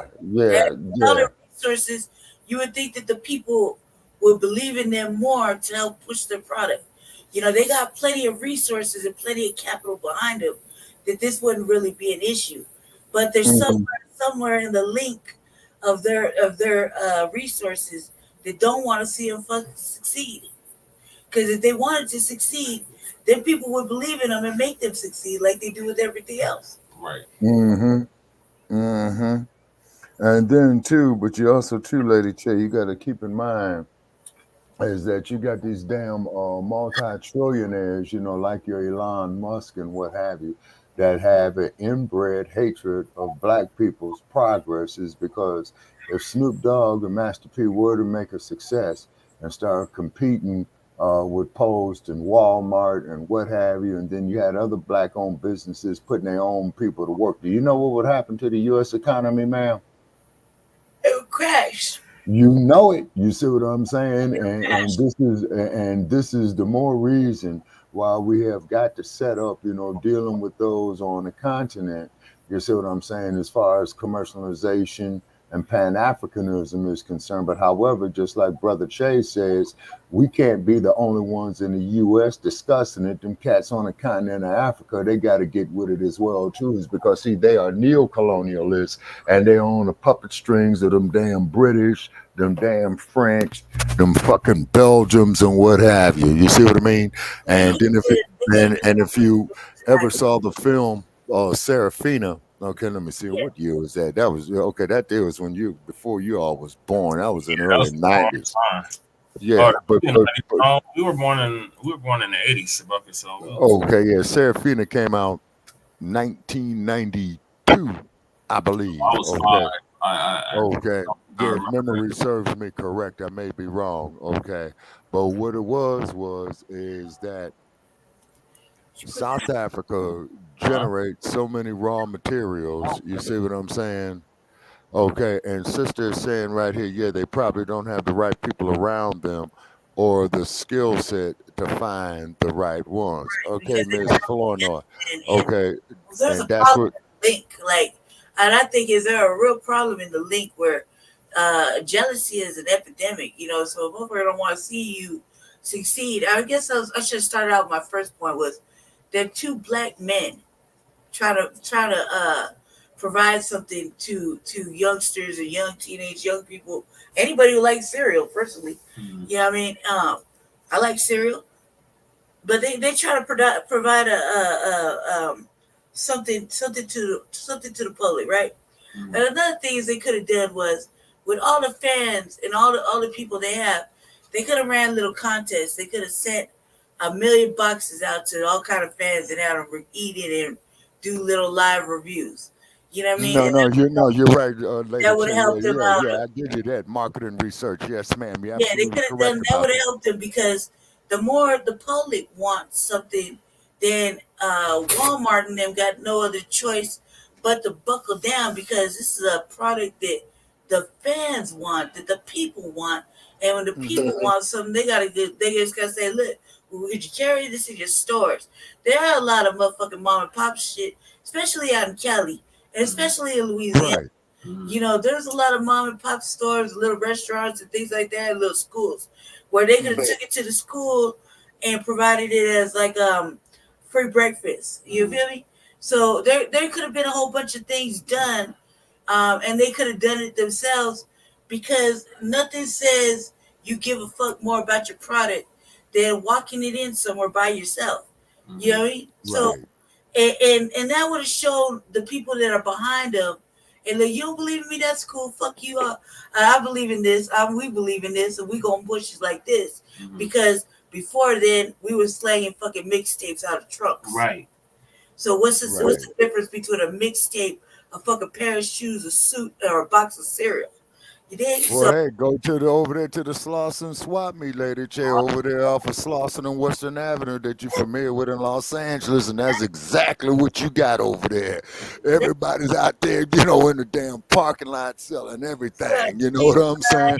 And then also too, as Miss Flournoy says right here, yep, and they could do it for free on these social media platforms. You see what I'm saying? Cost out 100 boxes, and to your best fans, to your closest fans. And it said the first 20 you get a free box or whatever. You just first 100 get a free box and it's shipped in the mail, and everybody get on and record your live fucking moment of you cracking a box open, especially with some milk of your choice.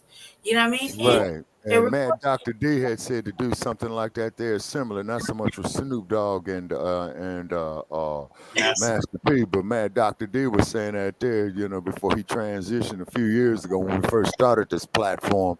That's what we had needed to do. But like I said, I was in between places and I was doing it on a shoestring, you know what I'm saying?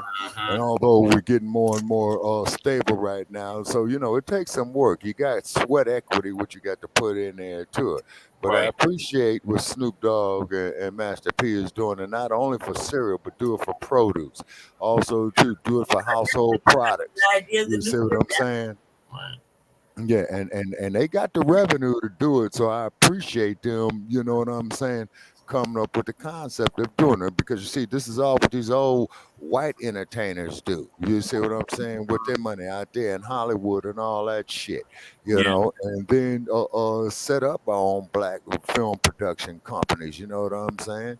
And that's why I did the live feed that I did, Brother Che, a couple of years back, up there in Hollywood, on Hollywood. And then if you still have that access to that tape, Brother Che, I have to dig through my archives, man, to push it out, man. Start blasting it, because I want to start doing some clips on it, man, doing what Brother Scott is doing right here, man, so we can start monetizing it, because that's going to be my retirement money. You see what I mean? And then after we got to get the short clips going. Yeah. And then anybody out there, if they got some ideas, that's positive, inboxes here and whatnot. but one damn thing that we will not produce. We ain't tolerating no damn man coming up there. He's shoving ketchup up his ass, talking about he's got a menstrual cycle. Okay, we are anti the Joshua syndrome, right? And I'm making that plain. You see what I'm saying? Now, that that motherfucker. Come on, because like I said, we got a lot of topics to get to, and it's starting to get kind of late. Okay, all righty. So we we just put them off there in the archive, brother Che, and then what we miss. I'm gonna produce the episode for Shabaka's Black Experience Enhanced for Tuesday night, and then the push comes to shove, man. We could continue what we're talking here, on Frontline Black News, man, and just continue it on there. Black Experience Enhanced, yeah.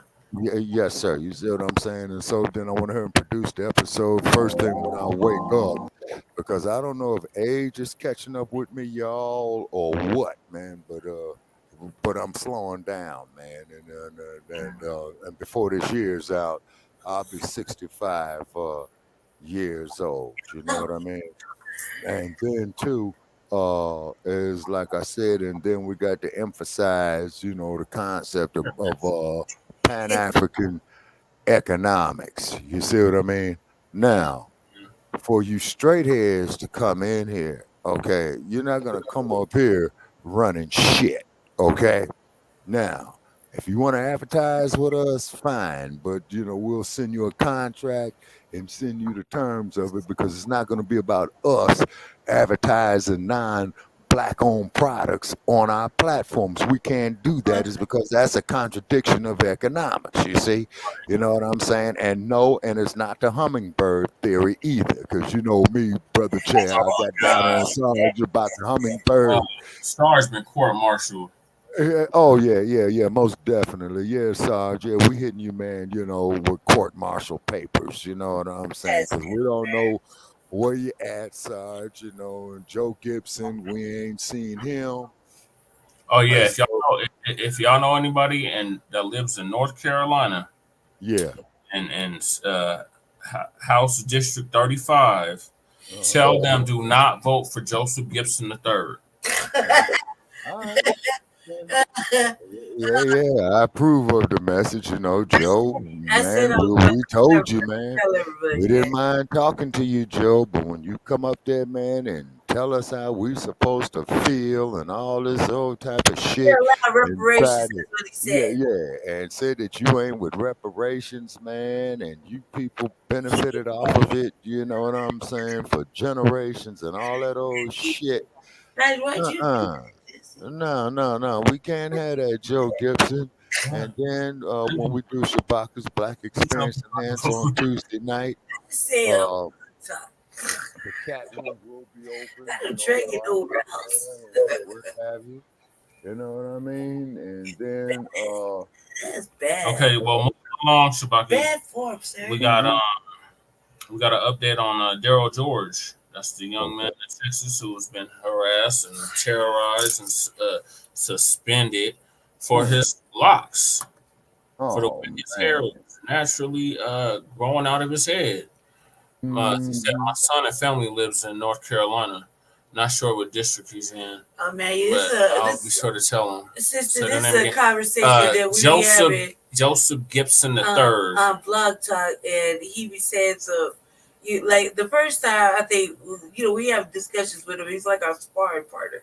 But the first thing was, I was giving him the thing about his ancestors raped and violated our beautiful African sisters back in the day in slavery time.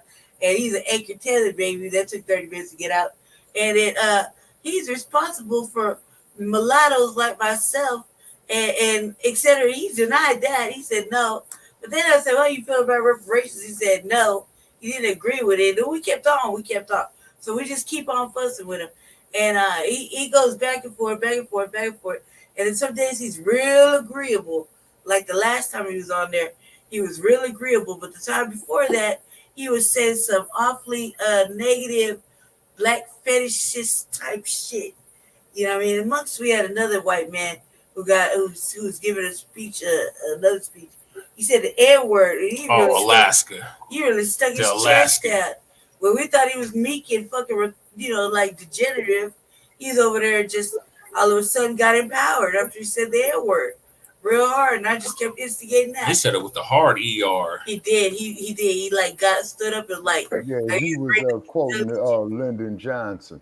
You know what I'm saying? Yeah. And Lyndon Johnson did say that in 1964, word for word. I would not let it go. I was like, I understand it.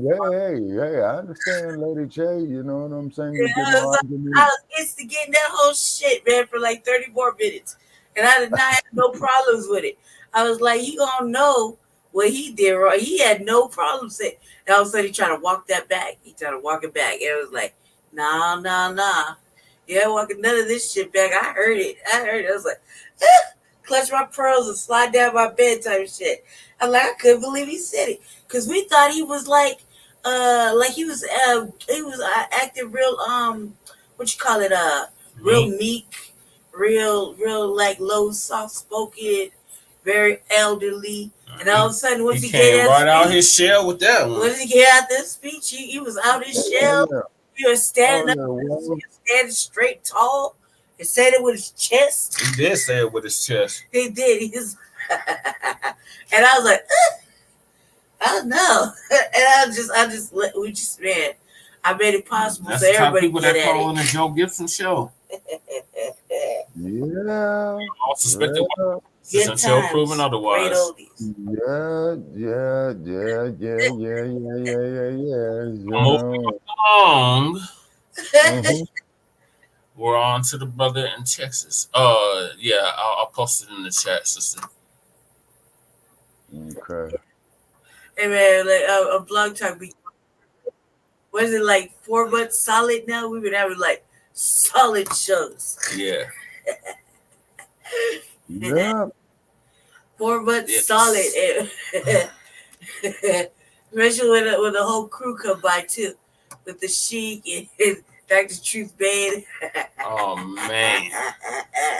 They're not ready for that, ladies. Oh Lord, I'm gonna get so excited when they come by. Dynamite. Oh yeah. They're not ready for Black Power Radio. Oh my God. They're my favorite. Definitely a shout out there to Black Power Radio.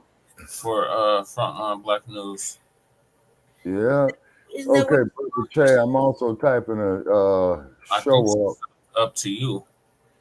Is this where you watching it from, my sister? I think she's watching it from the Revolutionary Agenda.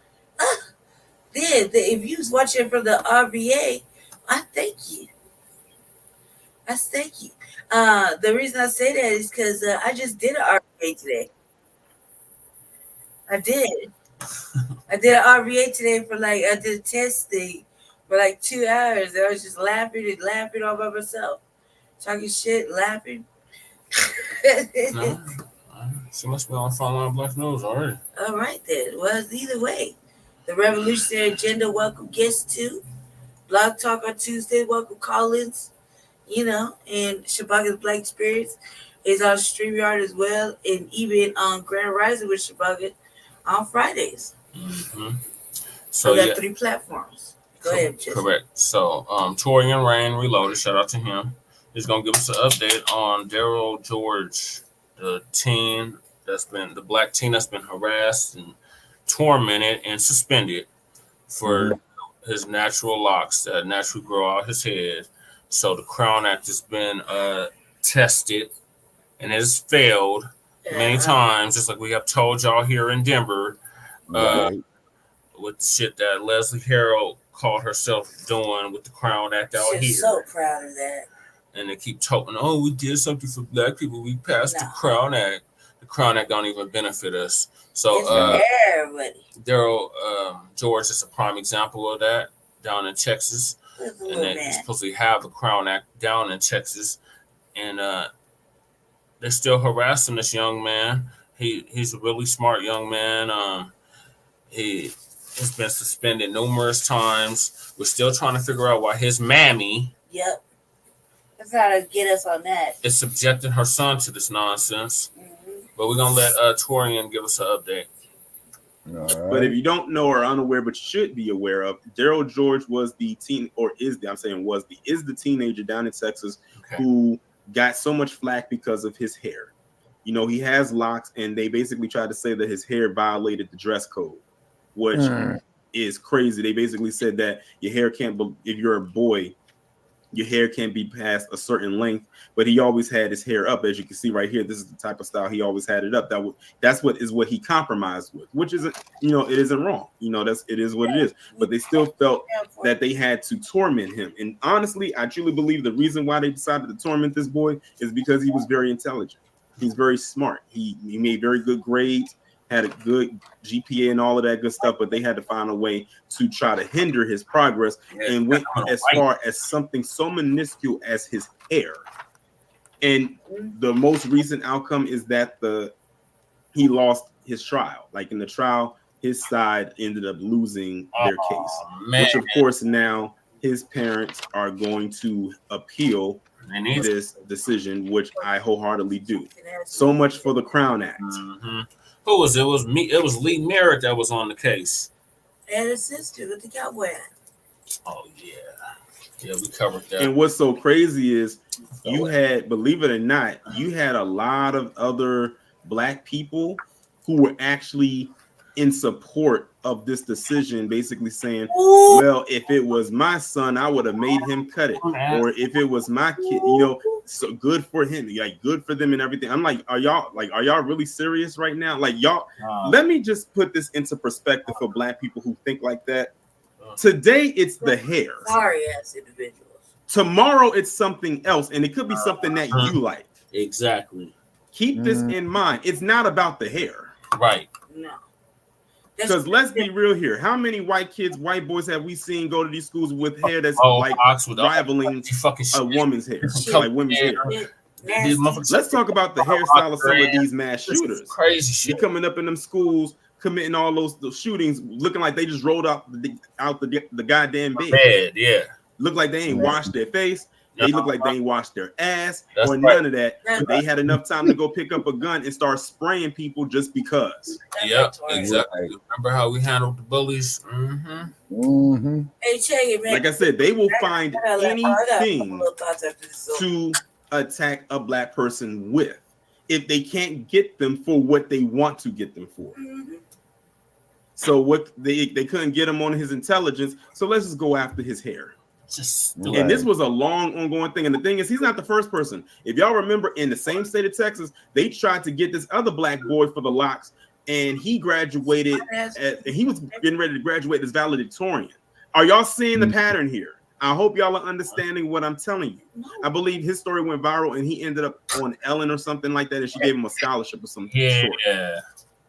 So when this popped up, I thought it was the same boy. But then I realized they said he's in high school and the other boy graduated. So, oh, this is another kid that they're doing this to. I need Black people to really understand what is really going on here. It's not about the hair. It's more deeper than that.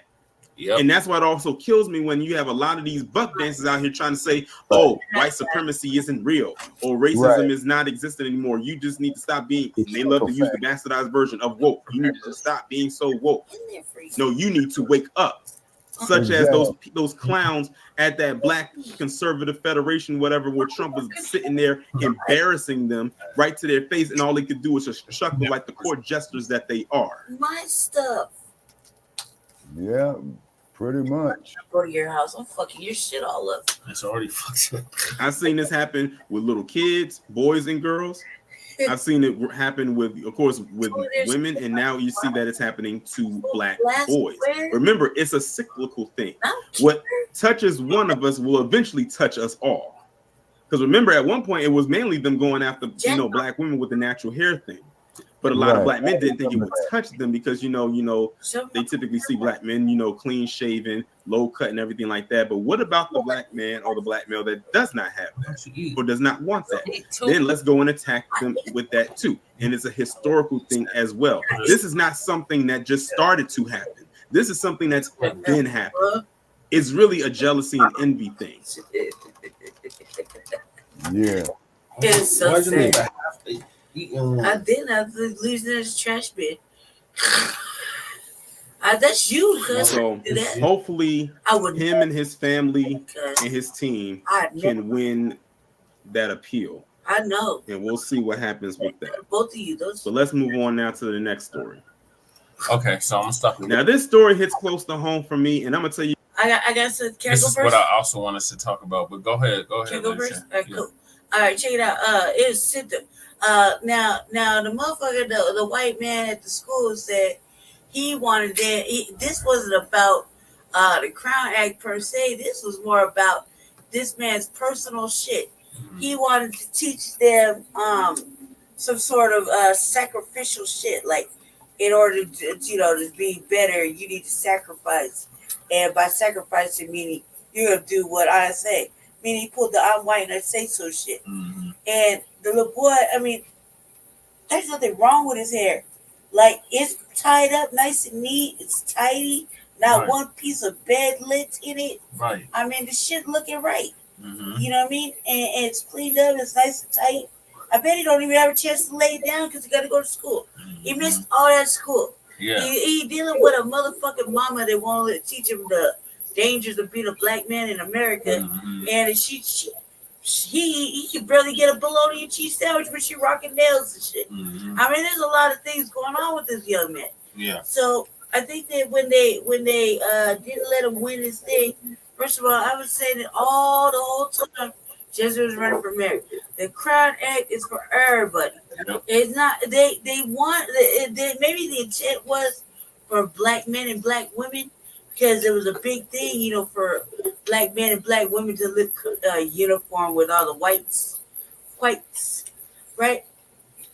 So they had to cut their hair. They had to not wear braids, not wear locks, not wear wigs, not wear afros, none of their natural shit. So they had to be uniform. That shit was really ridiculous. They're making them cut the men's hair like that, the women hair too. But when you saw them cutting men hair, I don't know, something about you just watching your soul die. It seems really bad. Yeah. It seems bad when they cut the sister's hair, but for a man to cut his hair is like that, and against his will. It seemed like your soul died a little bit. You know what I mean? Yeah. I think that they wanted to do that, and the little boy didn't have to. He didn't have to stay in that school. That lady, this mama didn't have to leave him there. Right. You know what I mean? She could have put him in another school. Like, there's a lot of things that was preventative. This is not only embarrassing and humiliating. It just showed that the white man got to say and do whatever the fuck he wants to do as usual, and that little boy has to submit to it. And I think that's a real tragedy. I think that's a real fucking tragedy. And I don't want to say they didn't fight hard enough, but maybe they should have stood out in the limelight more and focused on what's really important, which was getting him back in school the way he was. Like, it's not like his hair was in the way or he was whipping it around the school or nothing. There was a lot of, I mean, he's in a predominantly white ass school with white ass teachers and white ass furniture. You know what I mean? There's nothing black about anything going on in that school. Oh, okay. So I just feel like it was a tragedy. I feel like a sad state of affairs, and he should get away from where's his poor daddy? Maybe he live in a better area where you go to school with other young black children. Right. Or teenagers and shit. Well, remember that interview we seen? It didn't look like the dad was in the picture. So I don't know. They might have daddy, uncles, either side. You mean a good, strong black male role model? I don't know. Somebody ain't gonna take no shit.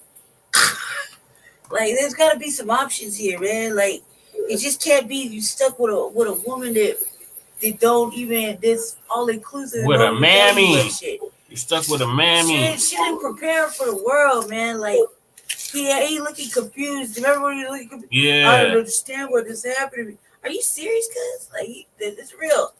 You know what's happening? Because you're black. Yep. You're a young black man. A threat to the world. Yep. You know what I mean? Like, come on. The more smarter you are, the more dangerous you are. Like, it's very simple to me. I don't understand why it wasn't simple to them.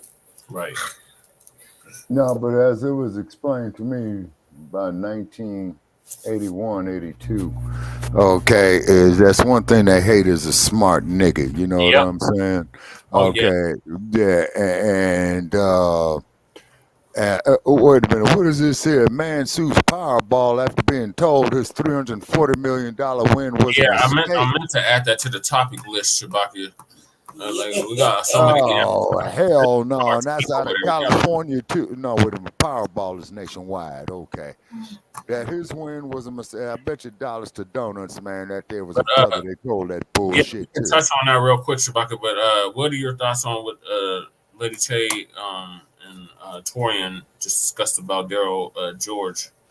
Oh, okay. With his hair situation down there, okay, the damn school board needs to be hauled in a fucking federal ass court, man, for a civil rights violation and a human rights violation. Now, what the fuck is this young man supposed to do? Go in there with some blonde hair and put motherfucking pink ribbons in it? Yeah, I bet that would make him happy. I'm sure they would be thrilled with that. Yeah, and then of course, you know, that man, you know, should not be doing it. That brother need to be left the fuck alone. You know what I'm saying? And this is why, you know, we have always emphasized for the homeschooling of our youth is because this goddamn public education indoctrination system is designed to fuck up a brother. You see what I'm saying? No, really. It's designed for him to go around up here with this Joshua syndrome shit. You know what I mean? And I'm making it plain, man. I would be goddamn, man, for the little bit of time that I got left on this planet, man, that I will sit up there and push some shit like that.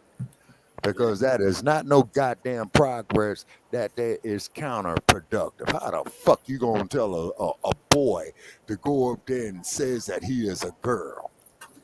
That's what they want, Chewbacca. This is what Dr. West Wilson was talking about back in the 60s. In the 70s. Yeah, in the early 70s. Yes, sir, she did. Yes, sir, she did. And this is why, you know, that they want to take her books off the bookshelves down there. Okay, Miss Flournoy is saying I'd be that crazy negress. You train people how to treat you. That's right. Yes, ma'am. And it's called a left hook followed by a right hand. Right. You see what I'm saying? And then you come up there with the overhand right. Then you go up there into a array of uppercuts. And then when you knock them down, stomp the living dog shit out of him. And then when a little punk want to come above me, well, let's be friends, starts beating his ass again. And every day you tell that bastard, when you see me, you pay me to see me. Right. Right. You're in return it just like that's that. That's how you deal with the bully. Yeah, that's how you deal with the bully. Oh, well, man, we friends. You whoop his ass again. Where's my money, bitch? Right. This is what you tell me. Every fucking time you see me, you pay me for your disrespect. That's my turn. Right. Period. My turn. All I gotta say. Oh my God. So I agree with everything that Shabaka and Lady Chase said in regards to Daryl George. Yeah, because when I was a child, and when I was a child, let me say this here. When I was a child, you know, I was a victim of that. And one day I got pissed off and I told that bastard, tomorrow, man, it's on. I'm beating your ass. Yep. So I'm sitting there all day in class, man, just waiting for the fucking clock. Hurry up. 10 o'clock. Okay, 12 o'clock. Reset. Lunchtime. Okay. 1:30. Oh man, okay, tick, tick, tick, tick, tick. So 3 o'clock. Ding, ding, ding, ding, ding. So the bully, he's going to try to find another way to go home. And I caught up with the bully, but all of a sudden he was real silent. And then I smacked the dog shit out of him and beat the bad man and whooped his ass. That's how you deal with that. And no, we're not advocating violence, but you see, but that's the only way that you are going to curtail that shit. You can't reason with him. You can't talk to him. The only thing he's going to understand is when he gets his ass whooped, and each time that he sees you, motherfucker, you got to pay me to look at your sorry ass. Right. You see? You see what I'm saying? It's not lying. Yeah, because I ain't never had a fight with a motherfucker. Then all of a sudden we become the best of friends. No, that's punk shit. I had one person that happened to. Yeah, well, see, that's punk shit. You know what I'm saying? Motherfucker gonna be sitting up there disrespecting you all them times. You get his mind right. Oh, everything's cool. No, cat ain't a goddamn thing cool for the simple fact. This is the correct way. You should have came the first time. And Miss Flournoy says that's right. Some people wake up with violence. Yes, ma'am. Sad but true. You know, very, very sad but true. And Miss Flournoy, please join us there for Shabaka's Black Experience Enhancement. You should see it there in the chat room because I'll put the link right there to it. So basically, I just what like it that is. though, Shabaka. Like you gotta fight them before you can be friends with them. Like, Yeah, that's crazy. You know what I'm saying? That's crazy because see, your real friend you ain't gonna have that fight with. You see what I'm saying?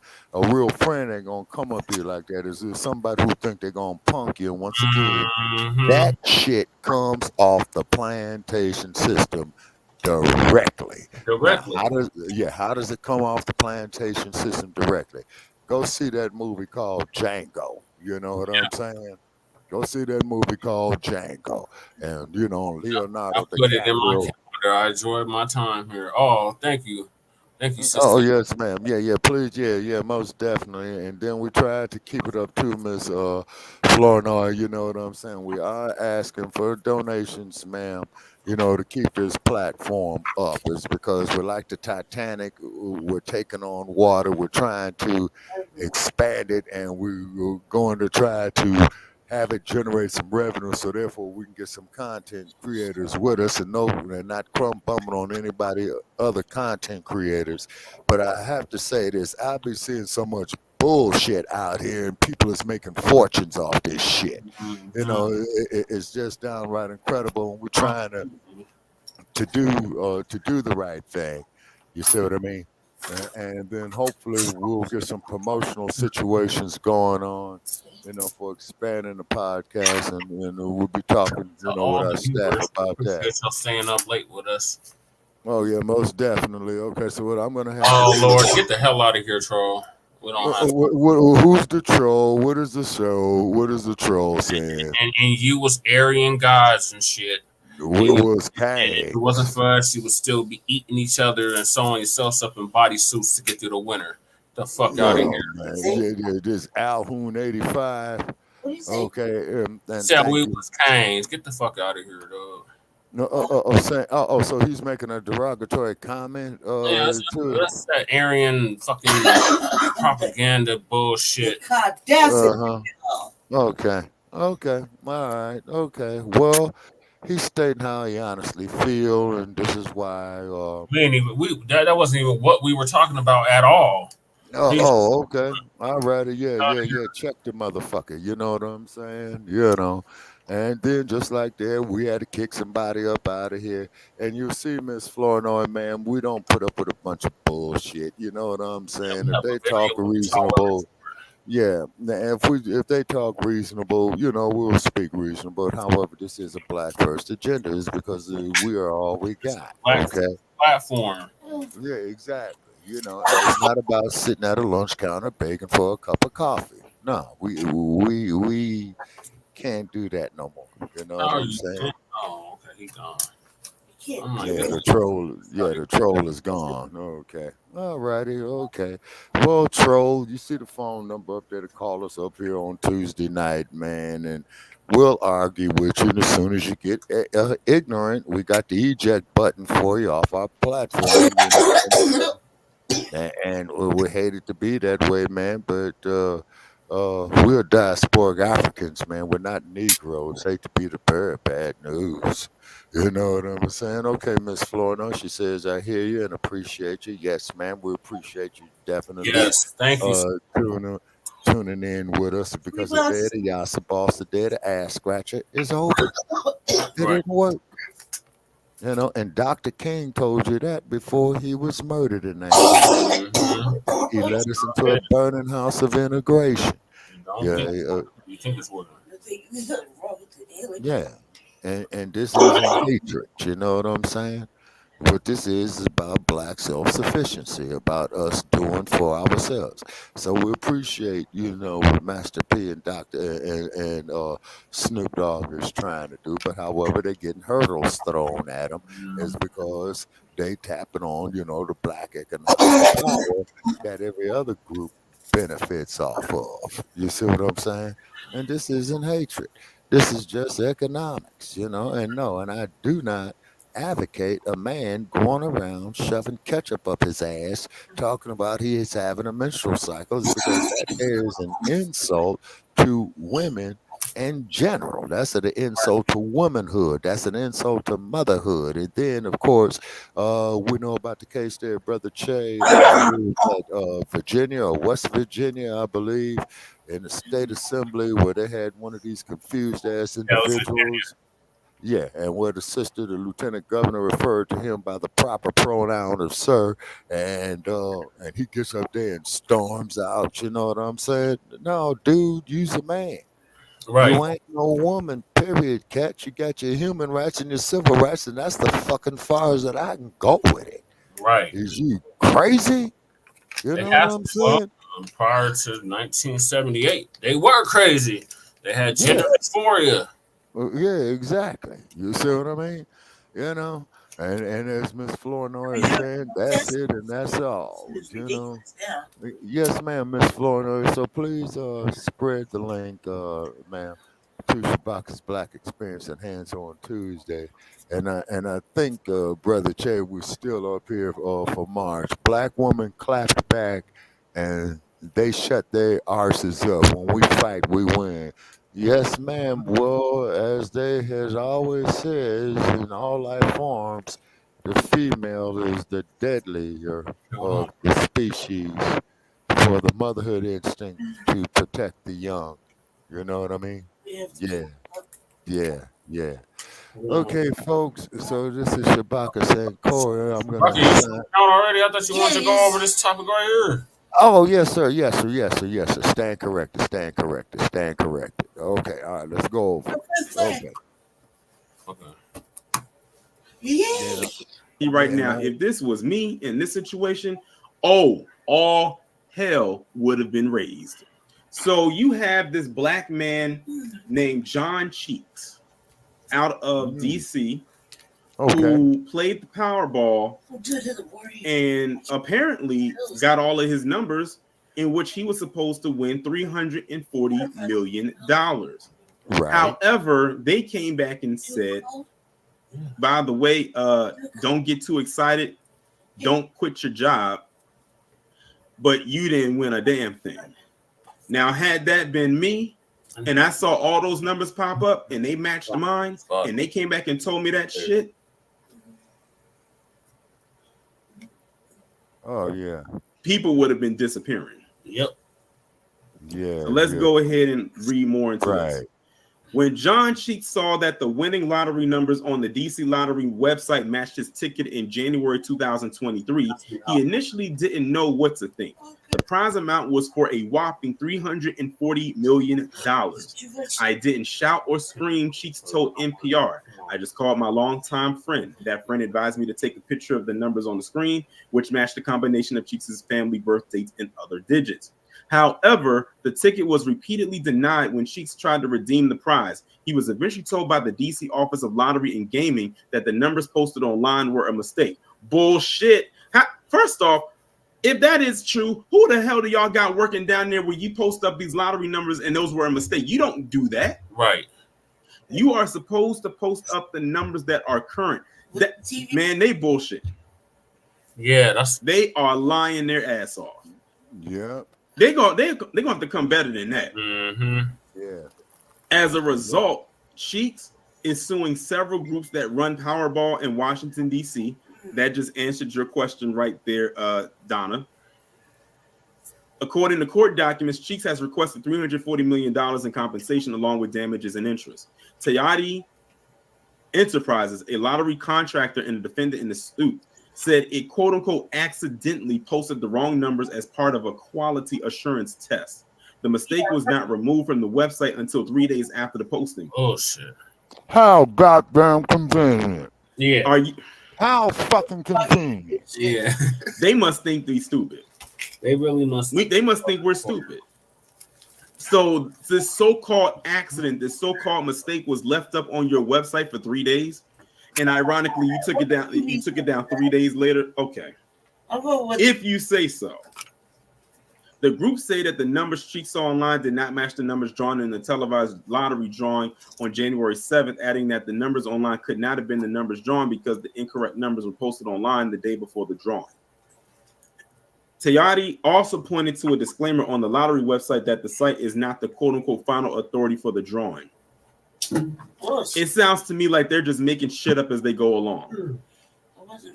Cheeks attorney Richard W. Evans said in an email to NPR that the lawsuit raises critical questions about the integrity and accountability of lottery operations and the safeguards, or lack thereof, against the type of errors that the Powerball and the DC Lottery admit occurred in this case. He said that the lawsuit is not merely about numbers on a website, but also about the reliability of institutions that promise life-changing opportunities while heavily profiting in the process.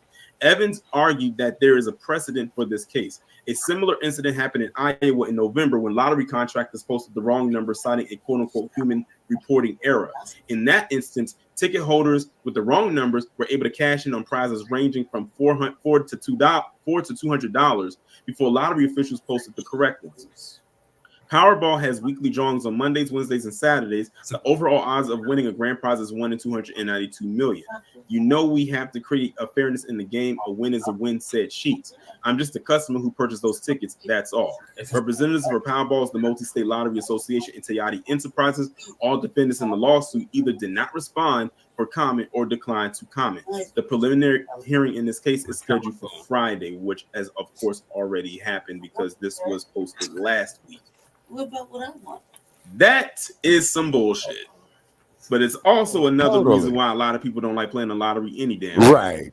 Because I knew I heard of a story similar to this before, and they posted it right there in the chat. Let's focus on you not. Now, isn't it interesting? Again, this man, his picture's not up here, but like I said, this man, John Cheeks, is a black man. Yeah. Now, every time they do a lottery, have y'all always noticed that the demographic always tends to look a certain way?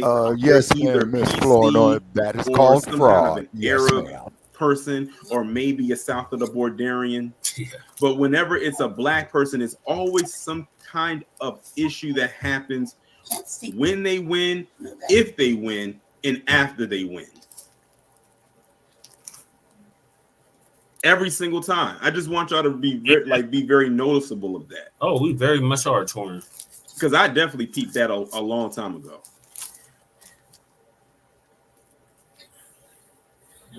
They gonna sit up there and say that these numbers posted was an accident, but you left it up there for 3 days. If something was an accident, you would not leave it up there for 3 days. You would take it down. Lying, Tori. Yeah. Trying to hit us with the open. But I hope he continues to fight for this because he had those numbers. Right, you put the numbers up there, mistake or not, you need to pay this man. Mm-hmm. Right. Y'all just don't want to pay this man that money. Because he's black. And what they're going to do is they're going to wait for it to expire and then say, oh, the ticket is invalid. But you got 60 days to claim. I know exactly what kind of game it is because I think that when you win a prize like this, or any lottery prize for that matter, it doesn't matter what the size is. Okay.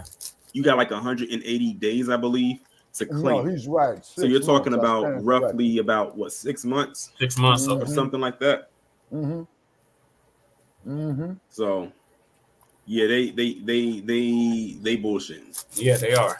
What's the election department say? I mean, there are a lot of people. What's going on, Darren? All right, well, let's move on to the next story. Yeah. Now, I forgot which one of y'all said. Out because I got it. We still got topics. So the topics you're gonna miss, Chewbacca, are one of the paramedics who was charged and convicted in the murder of Elijah McClain has been sentenced to 5 years in prison. Okay. Great news. Then Eligio Bishop, aka Nature Boy, sentenced to life without parole. Trevian Kutti legal challenges. That's the black woman that got caught up with a dump, as in human shit. And we want to make that perfectly clear. Legal challenges sparks debate with views on black women amid political aspirations. Once again, another. Okay, and sister says here, not many, if any, Chicago winners. I don't gamble, but the folks I know buy their tickets in white communities. Okay, not changing the subject, not getting off track, brother Track. I understand why they would do that is because in California, man, the majority, man, of the major hits have been like off an ultra conservative Republican ass counties. You see what I mean? And then I played the California lottery because the state line is only 46 miles here from Las Vegas. and I literally go down there to the state line, you know, to get it. And I think I got some here for Powerball that I need to go check before, before, you know, I go out here and handle this business. You know what I'm saying?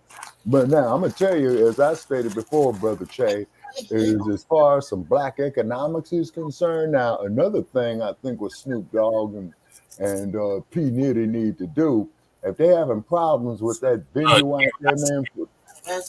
Not P. Diddy, the hell. Oh, I'm sorry, Master P, my bad, deep apology. They need to come out here to this motherfucker, man, and open up a goddamn casino. Oh, yeah. Yeah. They need to come out here and open up a goddamn casino, and their namesakes will sell for itself. You see what I mean? Are there any black-owned casinos? Probably not. You know what, Brother Che, off of research that I've done, there was only one black casino here called the Moulin Rouge that used to be called in North Las Vegas. And I think they had Fitzgerald's. That was a black-owned casino. Yeah, Fitzgerald's. That's right. Yep. Up there, Fremont, and off of Fremont. Yes, sir. Yes, sir. It's still there, but you know, Fremont is a walkway now. You can no longer walk on. You can walk on Fremont, but you cannot drive on it. So it's like an open mall. And you saw my live video that I did from there one night, and then they shut the motherfucker down. You see that man put himself in a box? Like, what the fuck? Oh yeah, Brother Aleem had put that up there, and I comment on Brother Aleem's wall. I said, I guess old boy is trying to fit in, you know.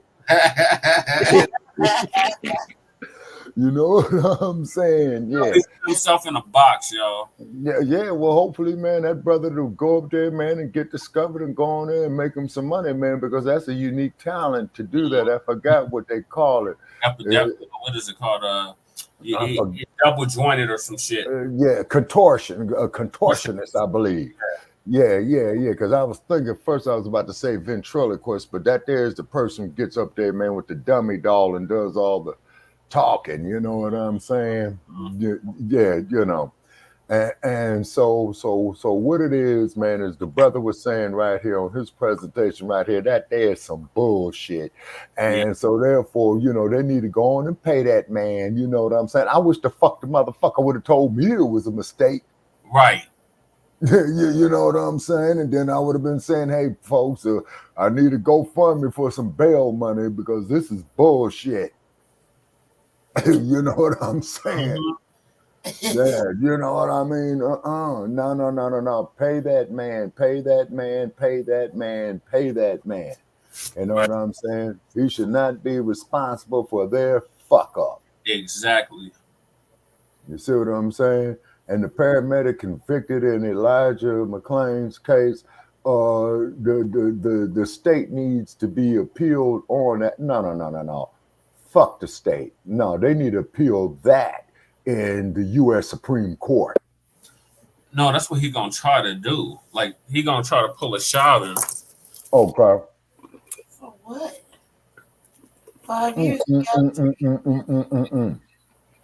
No, but what I'm saying, they don't want to do no time for killing us. They don't want to do no time. Exactly. You see what I'm saying? What it is it's okay to go out there and kill us. You see what I'm saying? And that motherfucker kind of look like Chauvin. Motherfucker probably related to him. That's the same motherfucker that killed George Floyd, y'all. And they talking about, I need to get out. And then old boy stabbed him up how many times? Like 20-some times. Right. He did it. He did it on Black Friday. Oh, right. Hey, man. Perfect time. You know what I'm saying? Mm-hmm. Perfect time. And this shit is, this is why I crumb bomb on old Sambo. You know what I'm saying? Karen Bass, Kamala Harris. Yep, Kamala. Or Kamala Harris. You know what I'm saying? You ignorant, stupid, opportunistic Negroes, and this here includes you too, Larry Elder, and you too, Leo Terrell. Tim Scott. It's just gonna be a matter of time. Oh, and Uncle Tim Scott. Well, your ass is gonna get pulled over and be subjugated to this abuse. And when you come up there and try to go to the black community to get sympathy, I'm on campaign against your stupid ass. Remember that happened to Henry Louis Gates?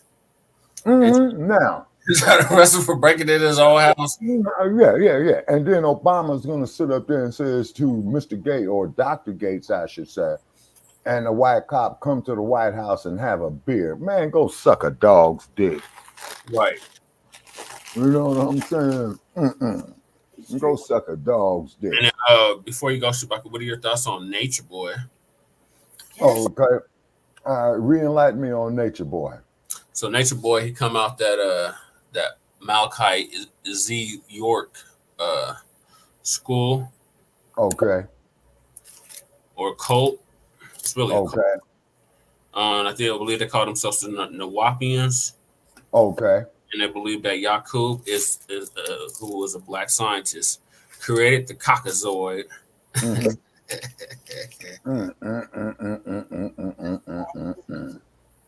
Wow. Yeah, he's the big brain black scientist.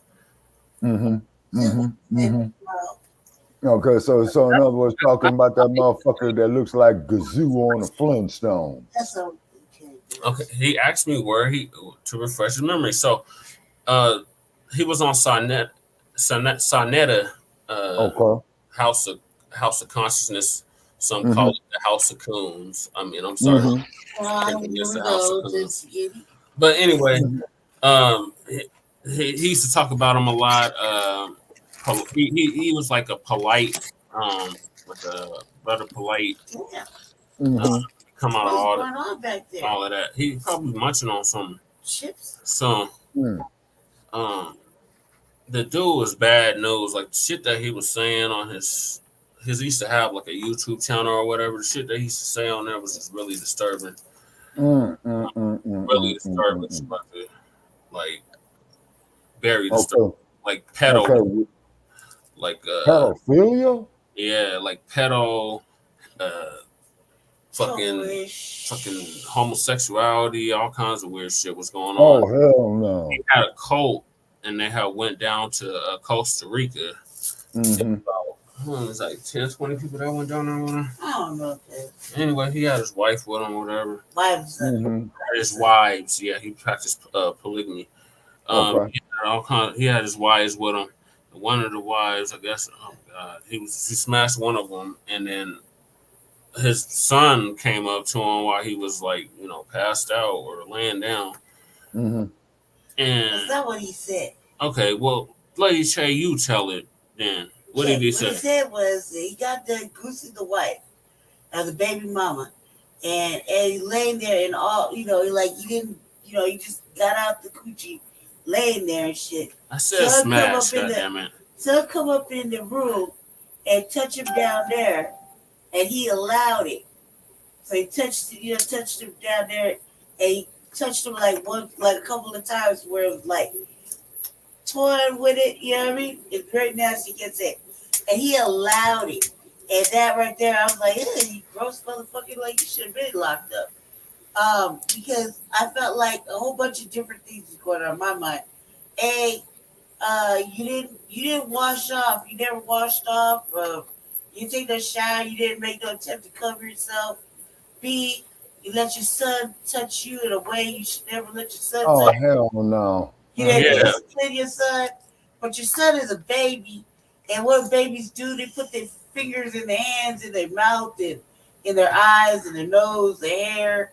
You know what I mean? So they're Well, little babies are little babies. You know what I'm saying? And then this sick ass motherfucker to allow some shit like this? Oh hell no! like, you didn't make no attempt. You didn't do any.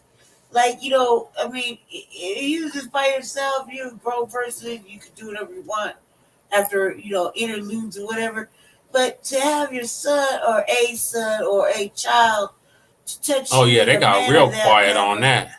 You in know, a the Saints manner- said nothing else about it. I in a do remember manner seeing like an article though recently. Yeah, the manner like that, you're subjecting them to private part germs and nastiness, but you're gonna you know what I mean? You're not educating them to keep his hands to himself, you didn't knock before you entered. I mean, there's a whole bunch of shit he could have did. You know what I mean? And he was just like, I let him touch it. I let him touch it. You know, like he didn't have no Lady Shay. no disgust. Like I was disgusted. He had no shame or disgust. You I know? was disgusted by everything he was saying. Like, Oh my God, my stomach can't tolerate no shit like that. I mean, is there something they putting in the air? Is there something they putting in the food? Is there something, man, they putting in the weed that these motherfuckers are smoking, or what, man? You know, now what they trying to I would do? say all of the above, Shabaka, but yeah. Yeah. Is it the GMOs or what? Okay, and I believe, Brother Che, that we did discuss.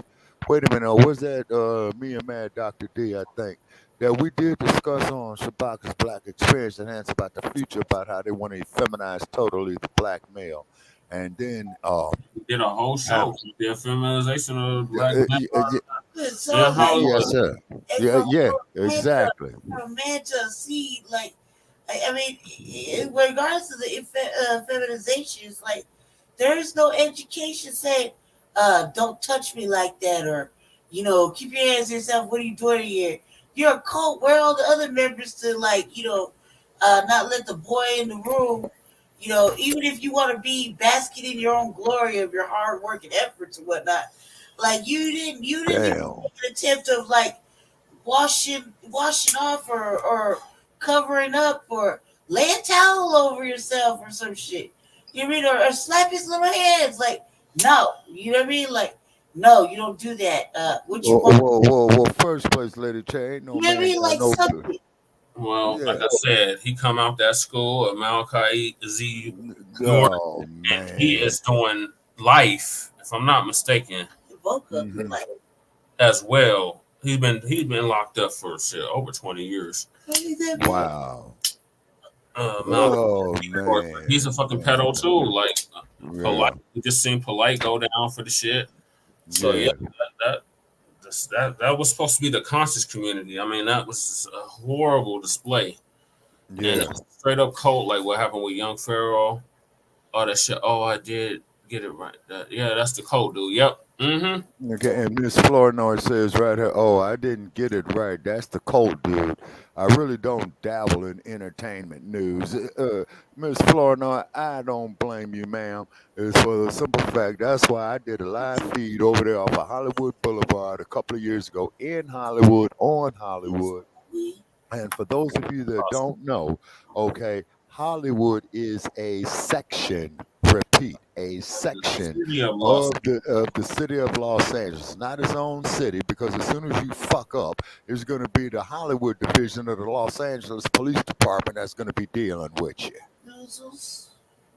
They say, wow. Okay, so therefore, you know, this pedophilia, man, you know, violating these children and these babies, trying to normalize that shit, man, is sickening. These are acts wrong within themselves. Proudly, like, yeah, that's all you need to know. Yeah, and sister was saying, I know just enough to be dangerous. That's right, sister. You know what I'm saying? Without a doubt, you know? Without a doubt. And for the generations after me, I don't know what age group you're in, Miss Flournoy, but for the generations after me, like I said before, I check out of here and make my transition to the ancestors, what have you. I stood down to lay down, not to lay down, but to relate to you or to pass down through you of the shit, you know, that I've lived through. So the generations after me can make the proper decision. Yes, that's what's be solving these questions, these problematic issues over here. But yeah, I just have to let Shabaka know what the remaining topics were before he bids us a farewell from the Sin City. Yes, sir. Okay, what's the remaining topics, Brother Che? We just went over them, Shabaka. Okay, yeah, wow, okay, all right. His sister here says rhythm and blues is her sweet spot. All right, Yeah. rhythm and blues. Okay. Also, too, Brother Che, feel free, man, to go off into the studio because I just put the basic things up in the studio, you know, to add to it, you know, for Tuesday. This is what happens when you get old, folks. You know what I'm saying? This is what happens when you get old. You know, so definitely take care of yourselves while you're young. And I hope Master P and Snoop Dogg make that business happen and have the food grown organically to protect the Black community. Because as you know, Brother Che, about a few years ago, we pulled up and shared that video from Dr. Ken Adams, where he was saying is, man, that the damn GMOs, man, are targeting the reproductive organs or the procreation organs of Black women. You know what I mean? Okay, and then he also had said the shit with Monsanto and what have you, and then he went up there and stated bought Monsanto during the scandemic, pandemic. Yes, sir. And he also says don't hate him because he is a white person. He says that he was morally conscious to do that, being a doctor. So if Dr. Ken Adams' heart was in the right place, more power to him, and I appreciate the information. But, you know, this is why we got to get more of our own Black scholars to do these type of things, you know, for us. You see what I mean? You know, because, hey, we got to set us up, you know, a medical core for our community. We got to set us up an intelligence core, you know, for our community. We got to set us up as a self-defense core for ourselves, because self-defense is a basic human and natural right. You see what I'm saying? And we cannot no longer stand out here and allow ourselves. But everybody else is allowed self-defense, but us. Yeah, exactly. And you remember self-defense. Yes, sir. And you remember with Miss Diamond Reynolds, okay, sister is saying here is check your mic. Yeah, she's talking to you, Shabaka. Okay, she said that my mic, what's wrong with the mic? You too close on it, I think. Oh, okay. What about now? Okay. All right. Okay. Okay. What about? Okay. All righty. Okay. So therefore, too, you know, is that we have a right to live and we have a right to exist. You see what I'm saying? Yeah. Yeah. You know, all these other groups figure they can come up there. Okay. She says they're static. Oh Lord. Okay. Wait. Okay. Is the static gone, Miss Flournoy now? Say something. Okay. Yeah. Okay. She says there's static. I can hear you, but I'm struggling a little bit.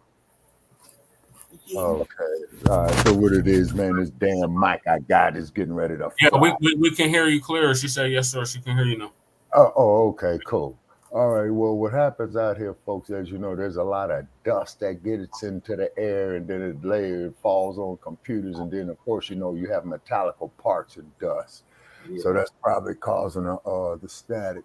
Okay. All righty, ladies and gentlemen. So get with us on Shabaka's Black Experience Enhanced Tuesday, 6 p.m. in the Pacific, 9 p.m. in Eastern Time Zone. The number to call in is 516-418-5996. Okay, so thank you for having me on here on season 3, episode 48, part 2 of the Frontline Black News on the air date of March the 3rd, 2024. Although we started on March the 3rd, but we did. Okay, she says whatever I did, it worked. Okay, all right, thank you, ma'am. Okay, and this is March the 4th now. Okay, so give everybody. So I'm giving everybody my regards and bidding you a good night from the one and only Sin City. Okay, ladies and gentlemen. All right. Okay, thank you for having me. All right. You're always welcome. Yes, sir. All right, I'm out. Okay. Peace. All right, so we're gonna move along.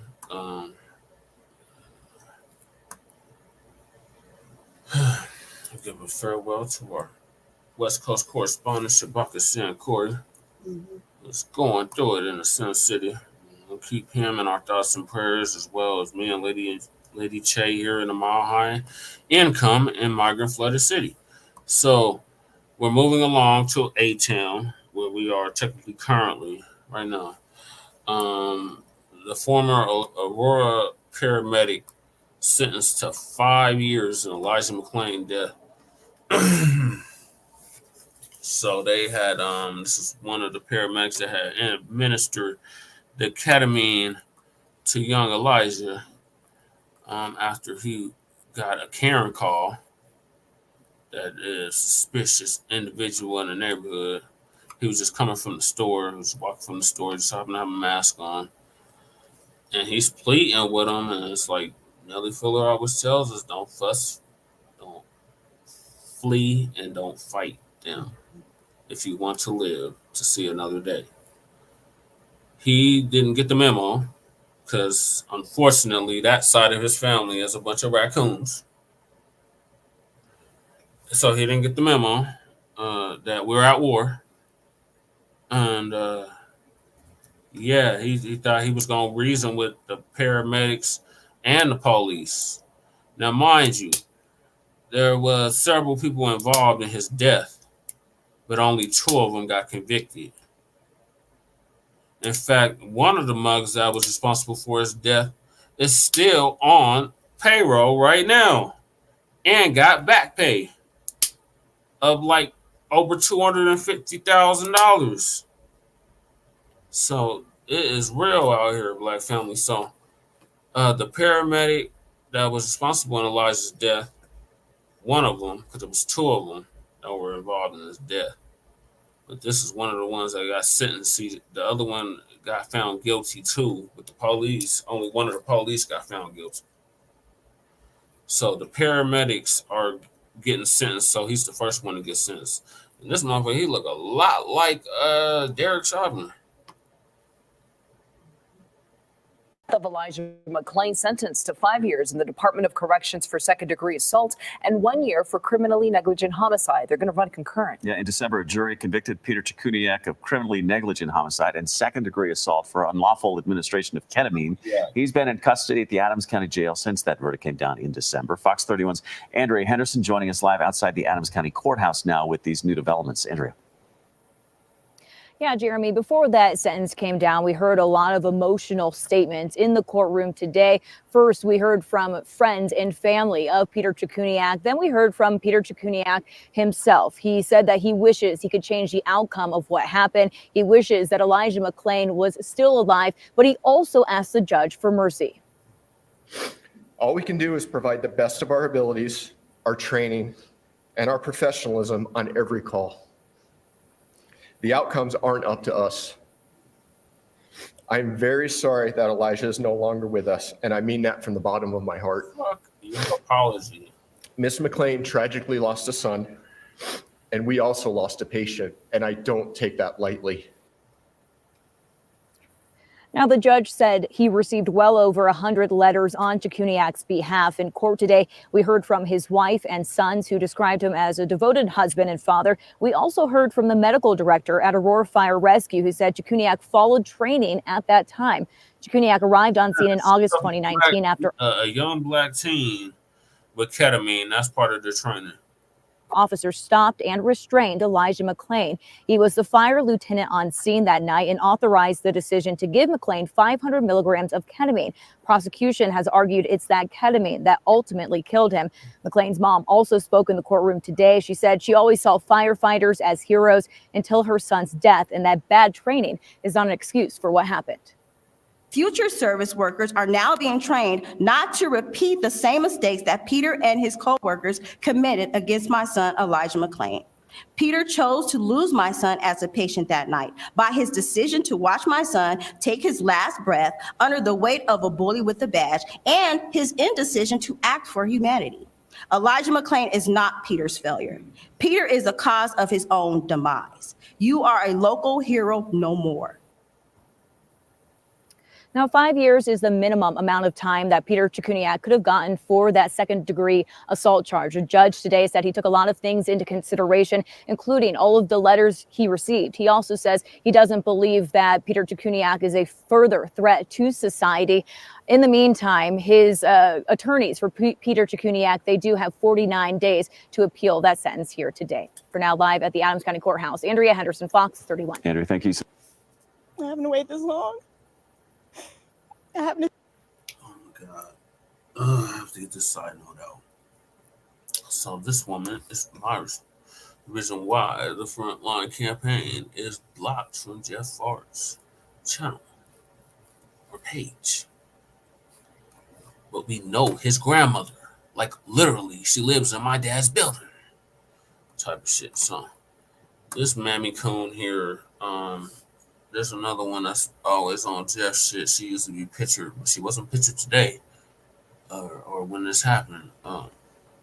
The paramedic getting sentenced, throwing a black fist in the air, and then they're asking her what that stands for, and she's saying Elijah. No, it just stands for Black Power. It stands for Black Empowerment. Like, these mothers so off code out here, it ain't even funny. But yeah, that's the mama. So the mama is gonna explain, you know, what this means for her and her family. To see injustice continue, how the people get paid for my pain.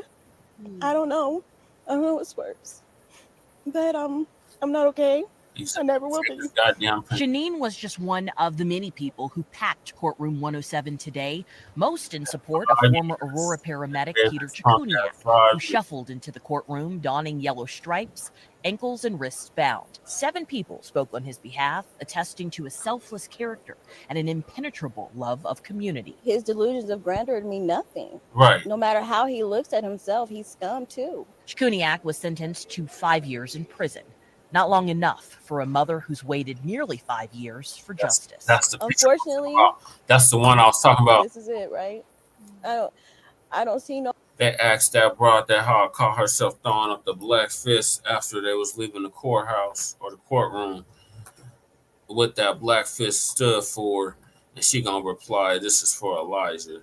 No, you should have replied, "This is for Black empowerment. This is for Black victims, Black people that have been victimized as the result of the hands of the police, the paramedics, the fire department, you name it, any of these so-called service providers or servicers. They don't service us. They purposely, deliberately go out their way to kill us and harm us.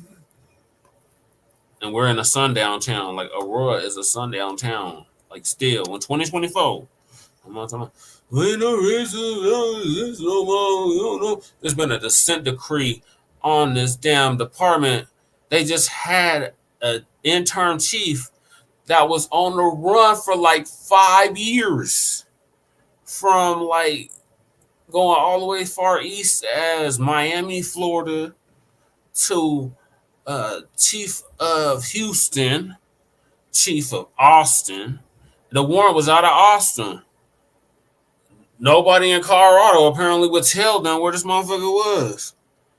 Now he done went back to Texas, so they done got him now. Hopefully, it was 5 years on the run. You the police, you're a chief of police, and you've been on the run for 5 years from a whole different jurisdiction, a whole nother state, a whole nother city. Crazy. Alvarado is his name. Yeah, they don't care. They don't give a damn. They don't give a damn about us. Black lives do not matter in Aurora or in America, period. They go out their way to harm and kill us. But they want to think it's all in our head. You don't know what you're talking about. Yeah. He's just bitter. You're just hateful. No, I am the hate. If I'm hateful, I am the hate that hate produced. Shout out to H. Rap Brown. So I'm gonna let this bullshit continue, and I'll break it down for y'all. No hope. I don't see no change. A little bit of law here, a little bit of law there. Nothing stops their hatred. Nothing stops their racism, and nothing stops their evil protocols and practices. But when I said that in a public chat on our Roly Poly Martin out here in Denver, there's Democratic shells all over, and Denver is a Democratic shell haven. And none but Democratic shells out here. So one of our big name celebrities, if you will, personalities, I know him. He's like technically family, but this is how you treat your family. You blocked me for telling her, that's on the screen right now, this truth about why her son was killed, and I get blocked. The whole frontline campaign get blocked. It was bad enough. Shabaka got blocked first. Lady Che got literally muted live on the show. So this is what we're dealing. This is what we're up against, Black Family. But I'm gonna let her continue with her sob. Now she wanna come to Jesus moment, or is it Hey Rule moment? You mean nothing to them. To Shanine, today's sentencing and the previous and the next were always larger than her son's death. And what remains is fractured trust between communities of color and the first responders that are meant to serve them. Today, no. All them coons, those coons. They black. They coons. All them ones that got their fists up, they don't really live that life. They're not about any of that. It's just for shits and giggles, really, because outside of February, them mugs ain't black. They anything but black. We black 24/7 consistently. We have proven track record of being black first. This ain't something that we just picked up yesterday. We've been doing this for quite a while as the signal boosters and as the new black media, because Shabaka's Black Experience has been around for 8 years. So now they finally catching on to what we've been talking about. Now they want to talk about tangibles. Now they want to talk about, oh, if you're going to vote, you need to get something in return for it. Well, I wonder where you got that from. It's like the unhoused neighbors and the people over profit and whatever other slogans or terminology you just stole from Team Paris. But I'm going to let this video continue on. Chapters close for a mother whose son's story will always remain unwritten. Honestly, I'm so glad it's almost over because I'm just so glad it's over. I can't even imagine what Elijah experienced, you know? I can't even imagine. So I'm just glad this part's over. Thanks for watching. Stay updated about breaking news and top stories on the end. Sure, we didn't hit the 3-minute mark. Hour mark. Okay.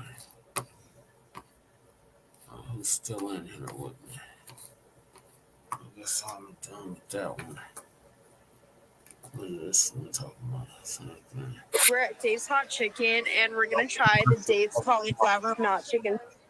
Like and subscribe. Today we saw the most prison time that will be handed down to any of the first responders charged in the death of Elijah McClain. But, you know, we saw the most emotional I think I've ever seen Shanine McClain throughout this entire process, a process that is almost over in the courts, but far from over in her heart. I don't know what's worse. Having to wait this long. Having to see injustice continue. Having people get paid for my pain. I don't know. I don't know what's worse. So, quick backstory. When this happened, when her son was killed, this was like a year before, damn near almost a year before George Floyd got killed and Breonna Taylor got killed. And it was a slew of others that were getting killed around the same time, been getting killed.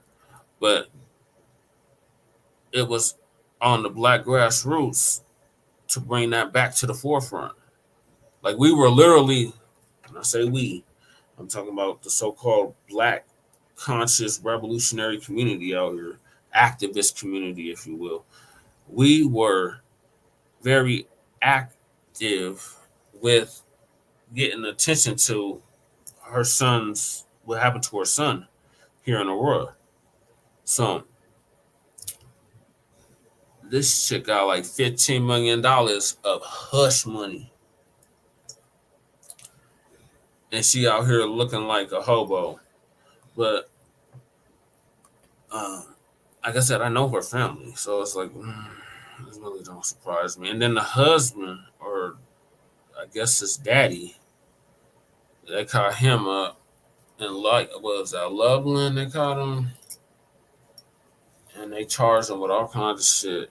I guess he had guns in the car, dope in the car, all kinds of shit. But yeah, it's wild. It's really wild out here. This is not a place for black people at all. But I'm not okay. I never will be. Shanine was just one of the many people who packed courtroom 107 today, most in support of former Aurora paramedic Peter Chikuniak, who shuffled into the courtroom donning yellow stripes, ankles and wrists bound. 7 people spoke on his behalf, attesting to a selfless character and an impenetrable love of community. His delusions of grandeur mean nothing. Right, yeah. No matter how he looks at himself, he's scum too. Chikuniak was sentenced to 5 years in prison. Not long enough for a mother who's waited nearly 5 years for justice. Unfortunately, this is it, right?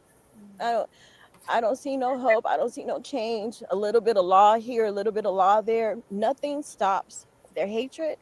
Nothing stops their racism, and nothing stops their evil protocols and practices.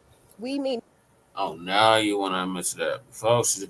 Oh, you just better hate him. I'm telling you the truth. Like, your son was a soft target, and they took full advantage of him.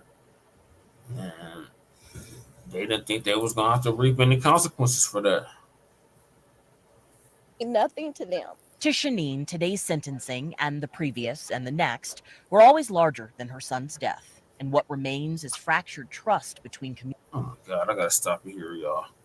All these cones right here. Oh my God, these cones right here. I could spend a whole nother hour just talking about these motherfuckers right here on the screen. But it's all part of Jeff's crew. It's all Jeff crew. Pretty much all Jeff crew. Ayon Taylor, former school director, Meridian right there, Hashim. Don't change your name to an Afrocentric name and you're not really gonna live that shit. Stop doing that shit. But yeah, these are these cones right here.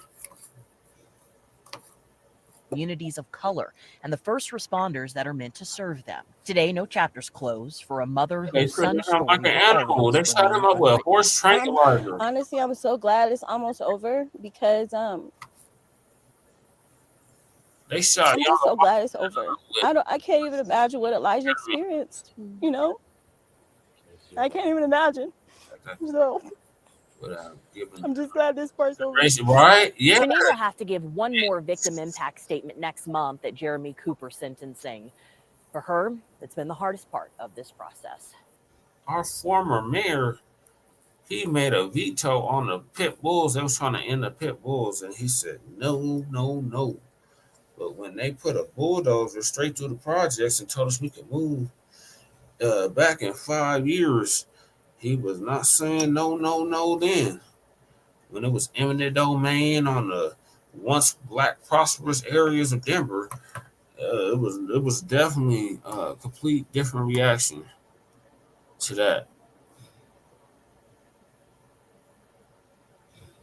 Yeah, they care. They value animals more than they do actual people, especially black people.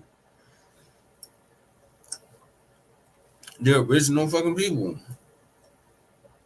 The actual true human, because we actually have a hue. That's a whole nother show. Okay, so we got after this. Oh Lord, Nature Boy. Oh my God. Yep. We got Nature Boy after this. Oh my God. In Brighton, Alexandra Lewis, 9 News. In Brighton. You have to be ready. Let's fight like demons.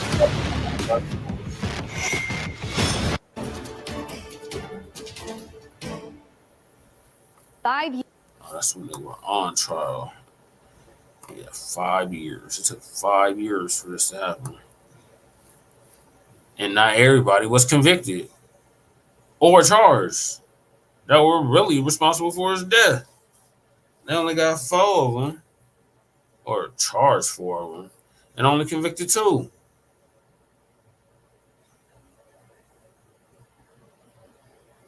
And one of the officers that was responsible for killing him is still getting paid. And he just got back pay. What's his damn name? Begin with a damn R. What's his goddamn name? It's gonna come to Romacy or something. He just got back on the.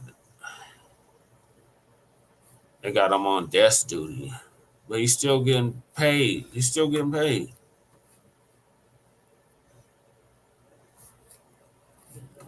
Notifications. Okay, I think I went through all this. So yeah, it took all that time for some kind of justice to be done, because there's not true justice, not at all. That's split justice. That's a half justice. It's not really justice, and it's not none of it's gonna bring Elijah back. It will continue to set a spotlight on how racist goddamn or sundown town or rural Colorado, talking about all American town. No, it ain't. Black people used to get lynched like right outside. Yeah, on the ground. Mm-hmm. And then what make it so bad, sister? Oh my God. These savages went back to the scene of the crime, scene of the murder, and reenacted the chokehold that they put on him. And took pictures. And somehow all this was not admissible in court. The fix is definitely in. So, moving along, if we can. R.I.P. to Elijah McClain. I'm sorry that your family had to lose you as a result of racism, white supremacy, but your skin is your uniform. And it's a shame that your mama or daddy didn't teach you that.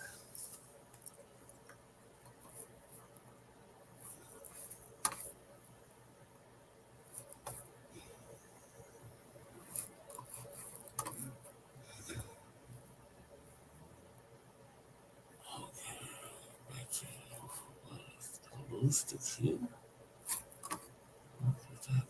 Oh, here it is. Okay.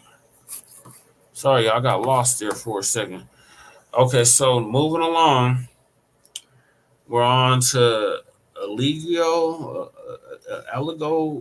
Bishop, Eligio Bishop, aka Nature Boy, sentenced to life in prison without the possibility of parole. Hey, it's me, your dog. You think you know me? A wagging tail.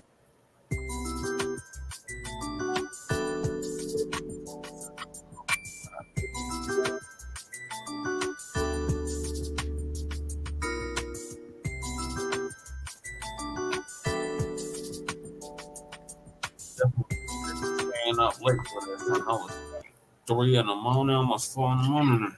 Ladies and gentlemen, Eligio Bishop, also known on social media as Nature Boy, he has been found guilty on all charges, and he is going to be in jail for life.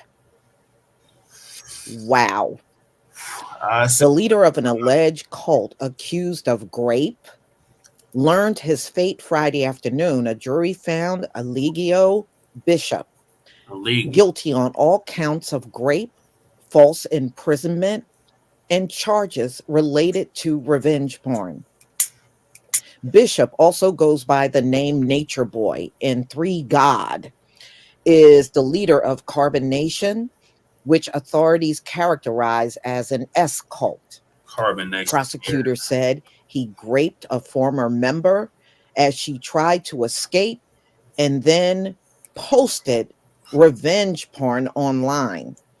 The trial gave an inside look to the operations of Carbon Nation and how Bishop and his followers use social media to promote their holistic lifestyle and teachings. Wow. Yep, that sounds about right. Several of Bishop's former cult members spoke during the sentencing hearing held after the verdict was read. They described through tears how his actions impacted them. During their statement, Bishop could be seen in the room at the DeKalb County Jail cutting it up. In the words of DeKalb County Superior Court Judge Stacy Heydrich, and talking to the bailiff. Bishop was eventually allowed to speak remotely. I just want to say to all of them, Bishop said, well, direct it to me, please. Judge Heydrich interrupted.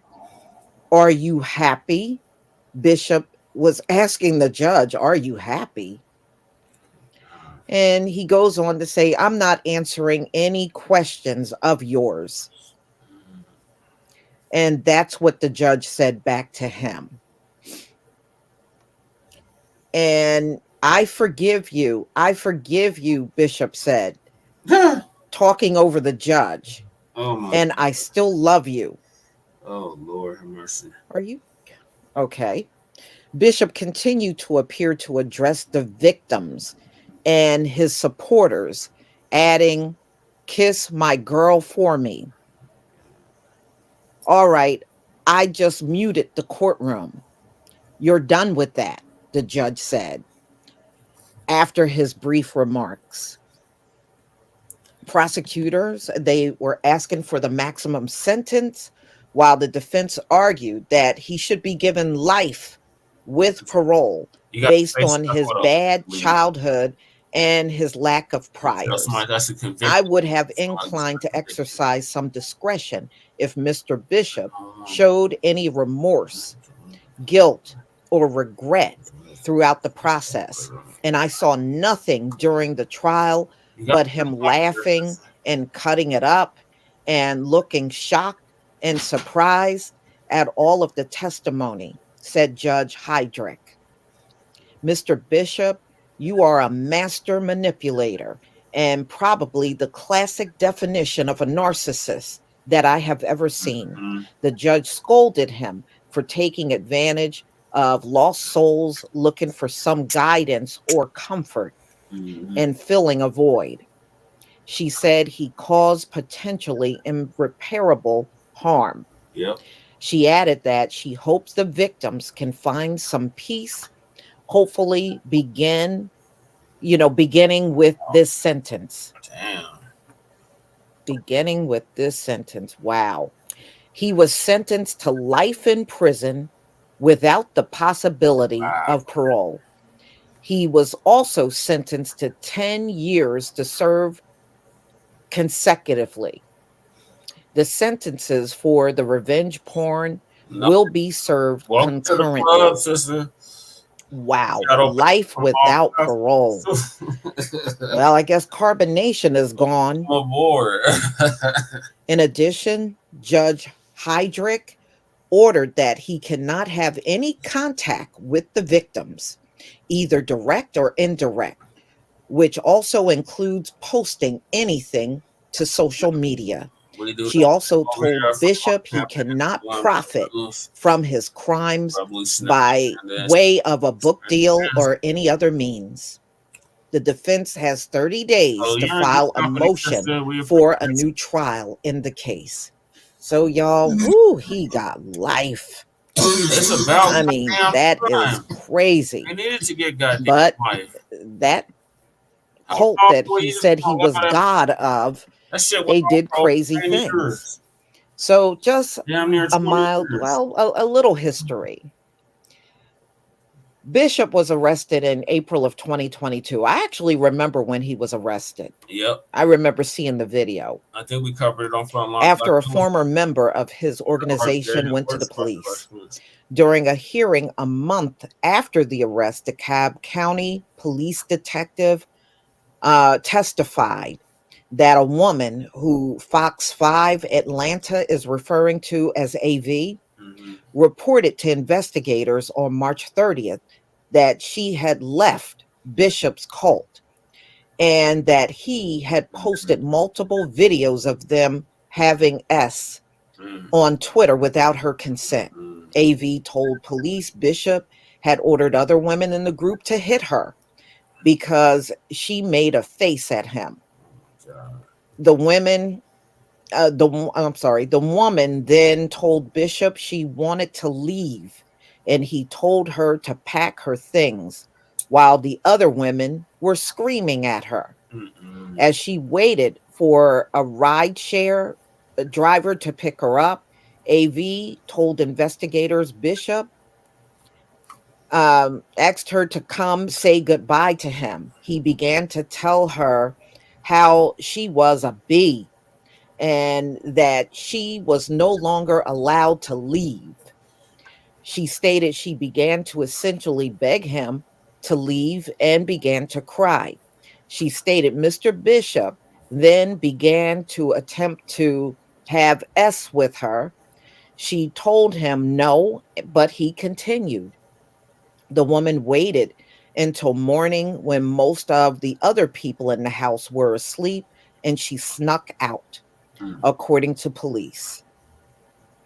AV changed her phone number and ceased all contact with the cult.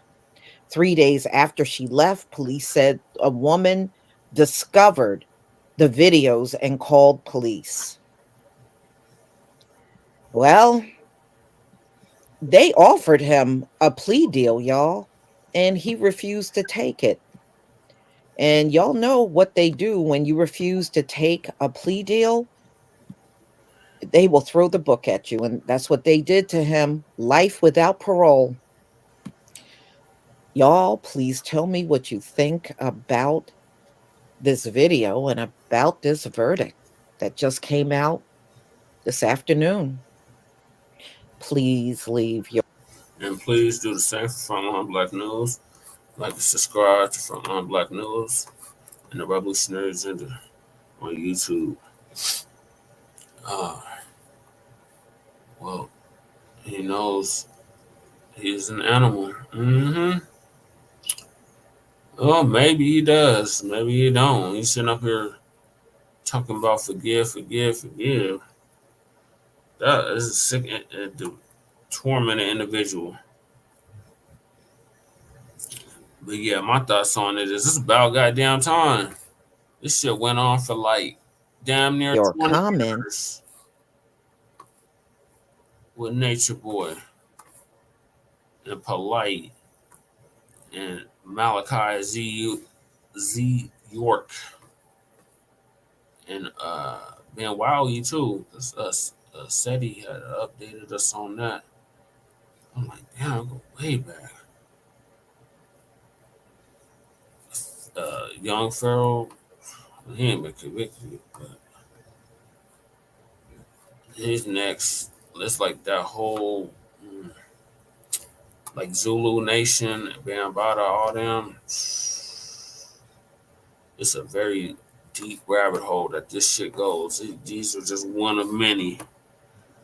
And it's sad. It's really sad to see because you really want to put trust in your people, but then you get narcissists, egomaniacs like this fool that take full advantage of that shit and hurt our people in the process. That shit, they was down in Costa Rica doing this shit. So it was crazy. So yeah. He gonna be taking advantage of while he locked up. He gonna die in prison. As soon as they get his PSI, he's dead. He gonna be PC'd the whole time. He gonna have to be PC'd the whole time because they gonna kill him in general population. So he gonna get his justice. It's definitely gonna come to him if he's not aware of it yet. But yeah, you can't do that type of shit. And he's clearly non-FBA. We don't do that shit. FBA, we have a very low tolerance of any tolerance for fucking child pedophilia, child molestation, any of that type of shit. We do not condone that shit at all. And that's what separates us from a lot of those in the diaspora. In the countries they from, they have an open market on that. Shout out to Tariq. They have a full open market on child sex slaves and all kinds of crazy shit. Remember that documentary we watched? What's that shit called? The Cost of Freedom. Oh my God. Lady Che, what are your thoughts on Nature Boy finally going down and receiving life in prison without the possibility of parole? I thought that the first, I thought 30 years was a lot, but I don't think so. Our sister in the chat says she got a question. How are people being raised? Maybe my dad would take you the king or something if you touch me. Yeah.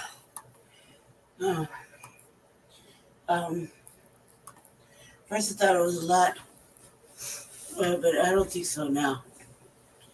I think that I thought of getting like 30 years.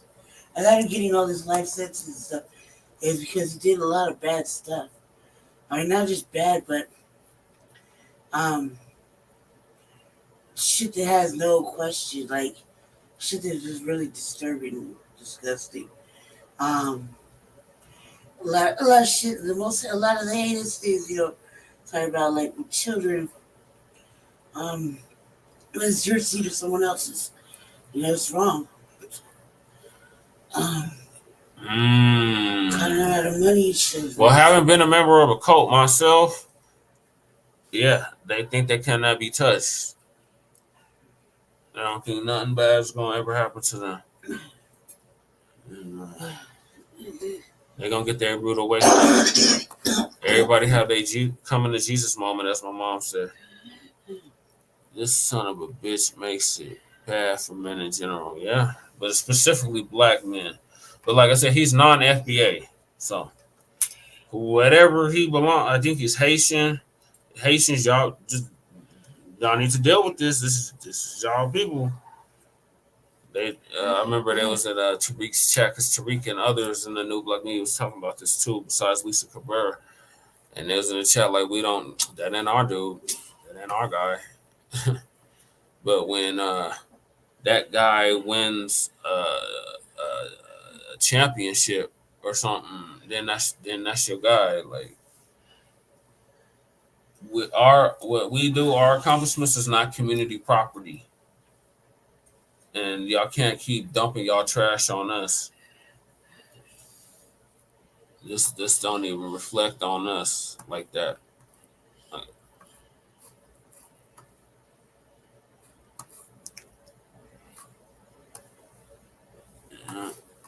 Anybody Shabak? So Shabak is in the chat. So is that it for him, Lady Che? Yep. Justice will be served. You gonna get yours up in there. You better be PC'd up. Now, going on our last topic of the night, Black family. It's just getting definitely very late. It's almost 2 a.m. here. We got the lone sister that got caught up with the dump, as in human shit. We want to make that perfectly clear. Trevian, Kutti, her legal challenges, and her legal challenges sparks debate with views on Black women amid political aspirations. So I guess you call herself running for office. Or Always wanted to create your own internet radio station, but found it too complicated? With Radio King, it's never... At least you're going to give us the update on this. And then we're going to call it a wrap, Black family. Appreciate y'all staying up late with us. Oh, shit.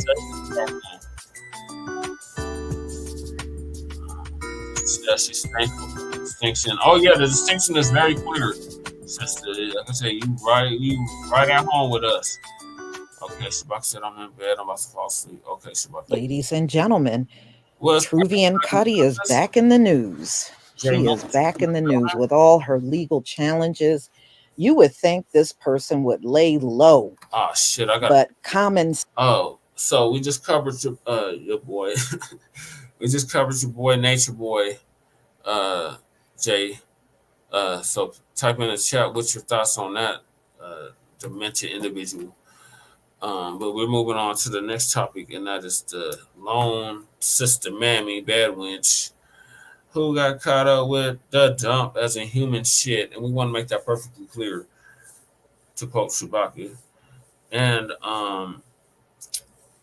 she faces legal challenge. Her legal challenges sparked debate with views on Black women and her political aspirations. So I guess she planned to run for office, and her aspirations of doing that are not gonna manifest. sense is just not common.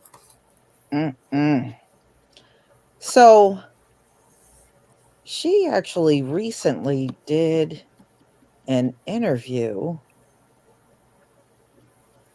with Tommy Sotomayor. Oh my God, not crispy.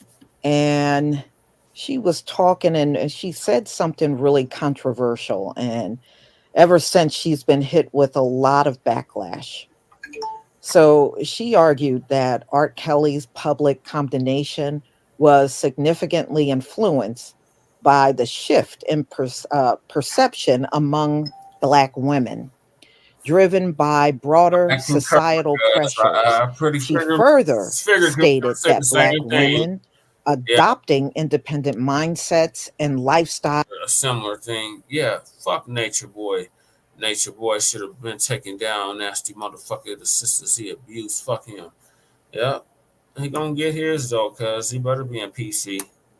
Cause population, they literally gonna tear his ass up. He ain't gonna make it. He's not gonna make it. But you Haitians, y'all take that L, cause that's y'all boy. Whether y'all want to claim him or not, that's y'all boy.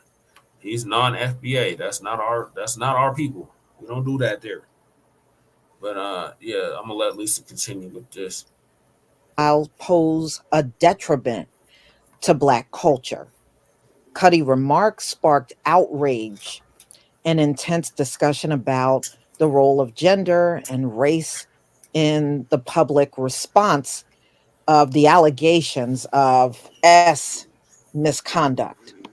Aside from her views, Kutti's involvement in the scheme, to help overturn the 2020 presidential election results in Georgia, has placed her in the legal spotlight, charged with racketeering, conspiracy to commit solicitation of false statements and writings, and influencing witnesses.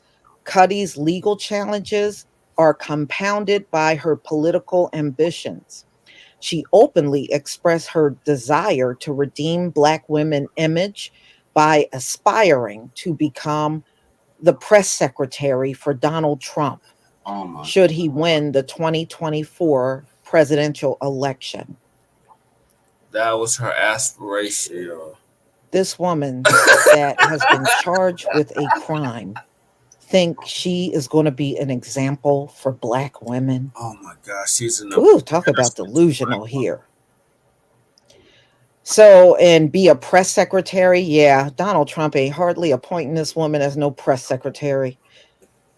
This ambition, however, is marred by her current legal predicament and controversial nature of her public statements.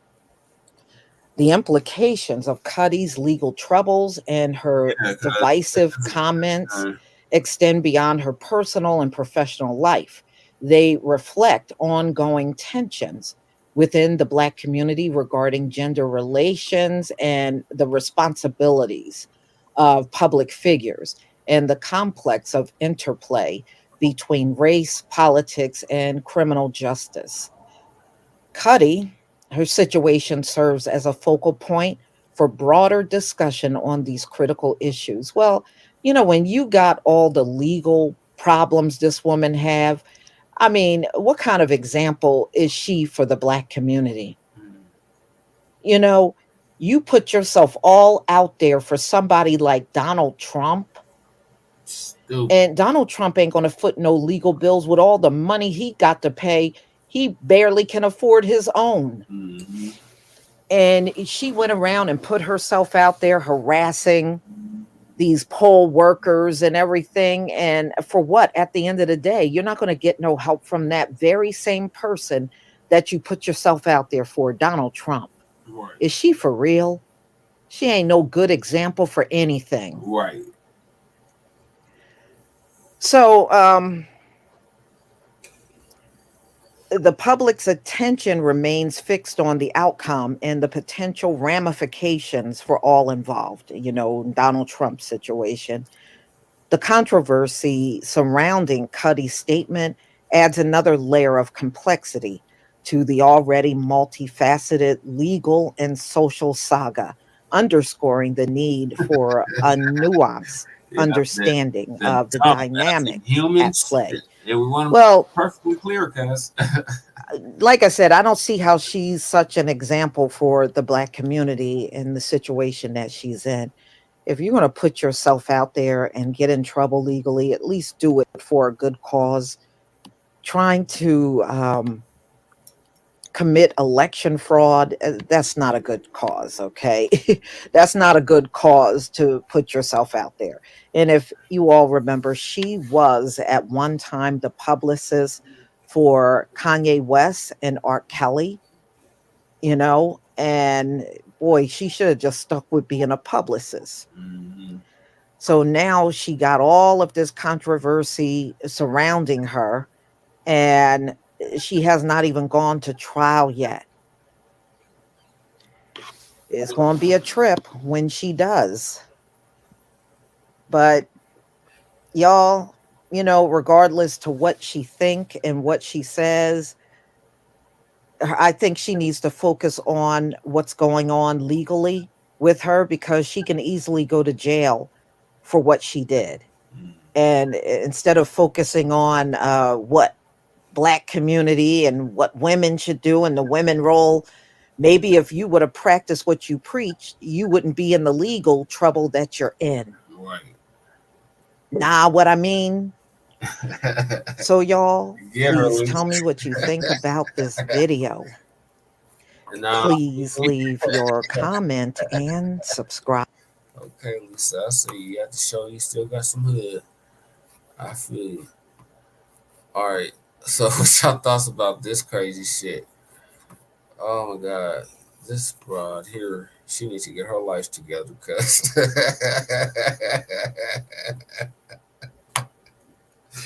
Right, she got her priorities all fucked up. I know she with Crispy, sis. She out here with Crispy.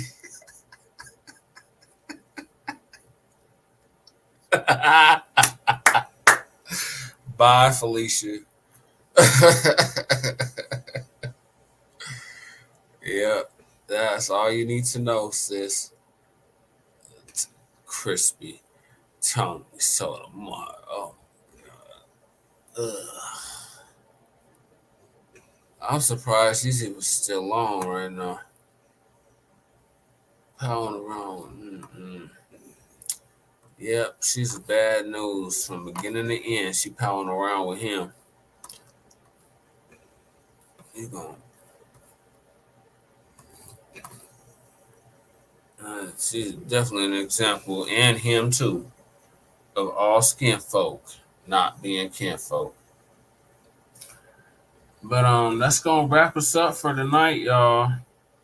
Thank y'all. Appreciate y'all staying out late with us. Make sure y'all like and subscribe to Frontline Black News on YouTube, Facebook, The Revolutionary Agenda on YouTube and Facebook, and Shabaka's Black Experience Enhanced on Facebook and Twitter, now X. DW was in Denver. Who's DW? Huh? I know RFK was out here. We're going to cover that on part 3 or part 3. Yes, it does, sister, but we appreciate you. Come back anytime.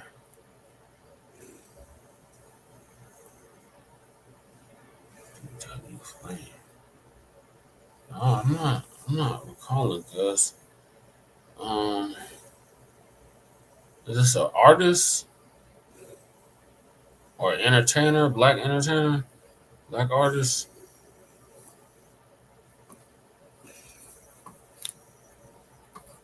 All right, y'all. So this is going to conclude season 3, episode 48, part 2 of the Frontline Black News. Make sure y'all check us out tomorrow or later on today in the evening for part 3 or part tray of the Frontline Black News, season 3, episode 48. In the meantime, like I said, make sure y'all like and subscribe to all of our platforms. Oh, you talking about the no jumper shit? No, I didn't even check that shit out yet. Oh, okay. Oh yeah, he called him out for the fade. That's right. Oh, okay. DW flaming here, blood. Or that's the brother, or is that the Crip from 40s?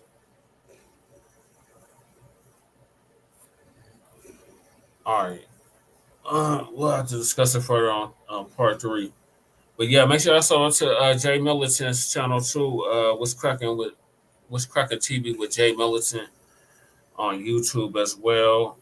And if you really want to get into some gangster shit, sub up to Sab Low Hood Tales as well. And we will see y'all tomorrow, depending on what time zone. I guess y'all it's already tomorrow. We'll see y'all later for part 3. Oh, he's on the east side with the Lows. Oh, he was on the east side with the Lows. Oh, okay. Then his Crip, he's a low. Yeah, okay. Oh, he cool with the Lows. Oh, he's from Insane. Oh, let's try these hood. Okay. I got you. All right, y'all. Well, peace, y'all. Oh, that's Long Beach. Okay. Yeah, I can see that. Okay.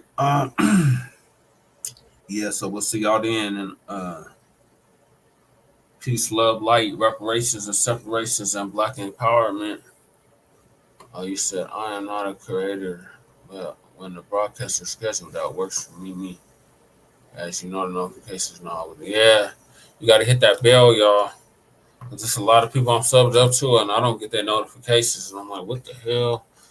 And they're Black, they're getting shadow banned. All right, peace, cuz.